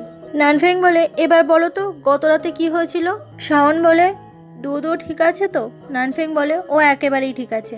শাওন তখন গত রাতের কথা বলতে থাকে যে ও আর দোদো যাচ্ছিল তারা খসা দেখতে, কিন্তু হঠাৎ করেই ও দেখতে পায় যে একটা গাড়ি একটু দূরে দাঁড়িয়েছিল। শাওনকে দেখে গাড়িটা তখন স্টার্ট দিয়ে শাওনের দিকে এগিয়ে আসছিল। শাওন তখন কোনোভাবে দোদোকে বাঁচিয়ে নিজে চলে আসে গাড়ির সামনে, আর ওরা একটুর জন্য বেঁচে যায়। নানফেং বুঝতে পারে তার মানে কেউ ইন্টেনশনালি শাওন আর দোদোর ক্ষতি করার জন্য এরকমটা করেছে, কিন্তু নানফেংও তো এত সহজে ছেড়ে দেওয়ার পাত্র নয়। রাত হয়ে গেলে নানফেং তার ফ্যামিলির জন্য রান্না করে নিয়ে আসে, আর ও নিজের ছোট বাচ্চাটাকে সাইডে রেখে নিজের বউয়ের ভীষণ যত্ন নিতে শুরু করে, এমনকি নিজের হাতে খাইয়েও দিতে যায়। শাওন বলে, তুমি কি এখন আমাকে খাইয়ে দেবে নাকি? নানফেং বলে, অবশ্যই, তোমার হাতে ব্যথা না, ওই জন্যই তো। শাওন বলে, আমার হাতের এই জায়গাটাই একটুখানি কেটে গেছে, হাত ভেঙে যায়নি, আমি নিজের হাতেই খেতে পারবো। দোদো বলে, বাবা আমি কিন্তু 3 বছর বয়সেই একা একা খেতে শিখে গেছি। নানফেং বলে, দোদো বড়দের মধ্যে ঢুকতে নেই। শাওন বলে, ওকে সব না বলে আমাকে দাও, আমি নিজেই খাবো। নানফেং তখন বেশি বেশি করে খাবার শাওনকে খাওয়াতে থাকে, যাতে করে শাওন ভীষণ তাড়াতাড়ি সুস্থ হয়ে যায়। পরের দিন সকালবেলাতে শাওন একেবারে রেডি হয়ে যায় অফিসে যাবে বলে, আর সেই সময় একটা বড় ফার্স্ট এইড বক্স ধরিয়ে দেয় নানফেং শাওনের হাতে। এটার মধ্যে ভিটামিন, এনার্জি হওয়ার আরও মাল্টিভিটামিন প্রচুর ওষুধ ছিল, যাতে করে এই ওষুধগুলো সবসময় শাওন খায় আর সবসময়ের জন্য স্ট্রং থাকে। শাওন তো নানফেংয়ের এই কেয়ারিংয়ের জ্বালায় পাগল হয়ে যায়। এরপর নানফেংয়ের অ্যাসিস্ট্যান্ট নানফেংকে একটা ছবি দেখায়, যেখানে সেদিন শাওনের যে গাড়িটা অ্যাক্সিডেন্ট করতে যাচ্ছিল সেই গাড়িটার ড্রাইভারের মুখটা দেখা যায়। নানফেংয়ের অ্যাসিস্ট্যান্ট জানায় যে নানফেংকে শেষবার যে গাড়িটা ধাক্কা মেরেছিল সেই একই ড্রাইভার এবারও শাওনকে মারার চেষ্টা করেছে, আর এই সব কিছুর পেছনে রয়েছে তিংহাওয়ের মা, আর এই ড্রাইভার সেটা স্বীকারও করেছে। ড্রাইভারটা এখন রয়েছে জেলে। এই পুরো ঘটনাটাই রাতে শাওনকে খুলে বলে নানফেং, আর শাওন সমস্ত কিছু জানতে পেরে ভীষণ অবাক হয়ে যায় যে তার সৎ মা এত নিচে নামতে পারে। অন্যদিকে তিংহাও ইউরোপে যেতে চাইলে তার মা কিছুতেই তিংহাওকে ইউরোপে যেতে দেয় না, আর বলে যে আমি এত সহজে হাল ছাড়বো না, ওই কোম্পানির সিইও আমি তোকে বানাবোই। আর এতে তিংহাওয়ের মায়ের সঙ্গে তিংহাওয়ের ঝামেলা অনেক বেড়ে যায়। এরপর আমরা শাওনকে দেখতে পাই, ও তখন খুব সুন্দর করে রেডি হয়ে বেরিয়ে পড়ে। আসলে ও একটা ইনভিটেশন পেয়েছে, যেখানে এই চায়না সব থেকে বড় মাল্টিন্যাশনাল কোম্পানি সিইওরা আসবে, আর এখানে যাওয়ার জন্যই শাওন এত সুন্দর করে সেজেছে। আর সেই সময় নানফেং শাওনকে একটা ইয়াররিং গিফট করে এই ড্রেসের সঙ্গে পরার জন্য। ওই বড় লাক্সারিয়াস হোটেলে শাওন যখন চলে যায় তখন কেউ একজন শাওনকে কিডন্যাপ করে নেয়। এরপর আমরা শাওনকে একটা অন্ধকার রুমে হাত পা বাঁধা অবস্থায় দেখতে পাই, আর ওখানেই তখন দাঁড়িয়ে ছিল সংজিয়াও, মানে শাওনের সৎ মা। শাওন বারবার করে তার মাকে বলছিল যেন তাকে সে ছেড়ে দেয়, কিন্তু শাওনের মা তো কিছুতেই শাওনকে ছাড়তে রাজি নয়। শাওনের মা তখন একটা পাওয়ার অফ অ্যাটর্নির পেপার নিয়ে আসে, যেখানে বলে যে শাওনকে সাইন করে দিতে, আর যদি শাওন সাইন করে দেয় তাহলে শাওনের মা শাওনকে এক্ষুনি ছেড়ে দেবে। কিন্তু শাওন এটাতে কিছুতেই সাইন করতে চায় না। শাওনের মা বলে, তুমি যতক্ষণ না সাইন করবে এইভাবেই বাধা অবস্থায় দিনের পর দিন থেকে থেকে মরবে। এটা বলে শাওনের মা ওখান থেকে চলে যায়, আর শাওন বাঁধন খোলার জন্য ছটপট করতে থাকে আর ভাবতে থাকে, নানফেং তুমি কোথায় আছো, আমাকে প্লিজ এখান থেকে বাঁচাও। অন্যদিকে আমরা নানফেংকে দেখতে পাই দুজনের সঙ্গেও তখন একটা মিটিং করছিল। তারা এটাই আলোচনা করছিল যে সেই গ্রুপের অবস্থা আস্তে আস্তে একটু ভালো হচ্ছে, নতুন নতুন প্রজেক্ট পাচ্ছে, এর ফলে সেন গ্রুপ আস্তে আস্তে আবারও আগের মতো ঠিকঠাক জায়গায় দাঁড়িয়ে যাবে। নানফেং যখন বাড়িতে ফিরছিল তখন ও শাওনকে বারবার করে কল করছিল, কিন্তু শাওনের ফোনটা সুইচ অফ ছিল। এই কারণে নানফেংয়ের ভীষণ চিন্তা হচ্ছিল শাওনের জন্য। নানফেং সাথে সাথে তিংহাওকে ফোন করে আর জিজ্ঞাসা করে, তোমার মা কি তোমার সঙ্গেই আছে? তিংহাও বলে, না তো, আর আমার মা আমার সঙ্গে ইউরোপ যাওয়ার জন্য রাজি হয়নি। নানফেং বলে, শাওনকেও খুঁজে পাওয়া যাচ্ছে না। আর ওরা দুজন তখন খুব ভালো করে বুঝতে পারে যে তিংহাওয়ের মাই শাওনকে কিডন্যাপ করেছে। তিংহাওয়ের কথা মতো নানফেং ওর অ্যাসিস্ট্যান্টকে নিয়ে চলে আসে ওদেরই বাড়ির একটা বেসমেন্ট রুমে। রুমটা প্রচন্ড অন্ধকার আর স্যাঁতস্যাঁতে ছিল, এখানে কেউ আসে না সেটা দেখলেই বোঝা যায়। অনেক খোঁজাখুঁজির পরে নানফেং শাওনকে অবশেষে খুঁজে পায়। শাওনে তখন শরীরটা অনেক খারাপ হয়ে গিয়েছিল আর ও অনেক ভয় পেয়েছিল। তখনই শাওনের মা ওদেরকে আঘাত করতে আসবে। শাওন সেটা দেখতে পেয়ে নানফেংকে বাঁচানোর জন্য ও নানফেংকে জড়িয়ে ধরে, আর পুরো আঘাতটাই শাওনের পিঠে পড়ে।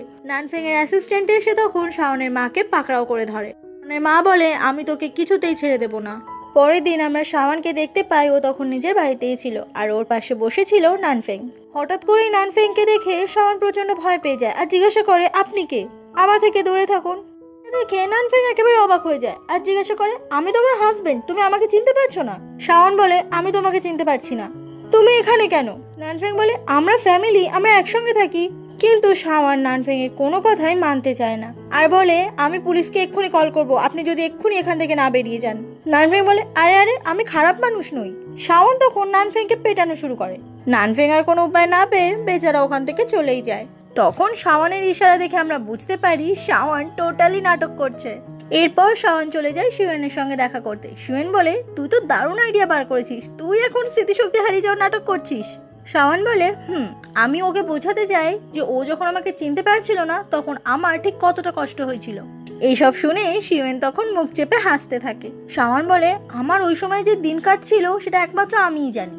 শিওন বলে, তো তুই এই নাটকটা কতদিন চালিয়ে যাবি বলে ঠিক করেছিস? শাওন বলে, বেশি দিন না, কিছুদিন চালিয়ে যাব।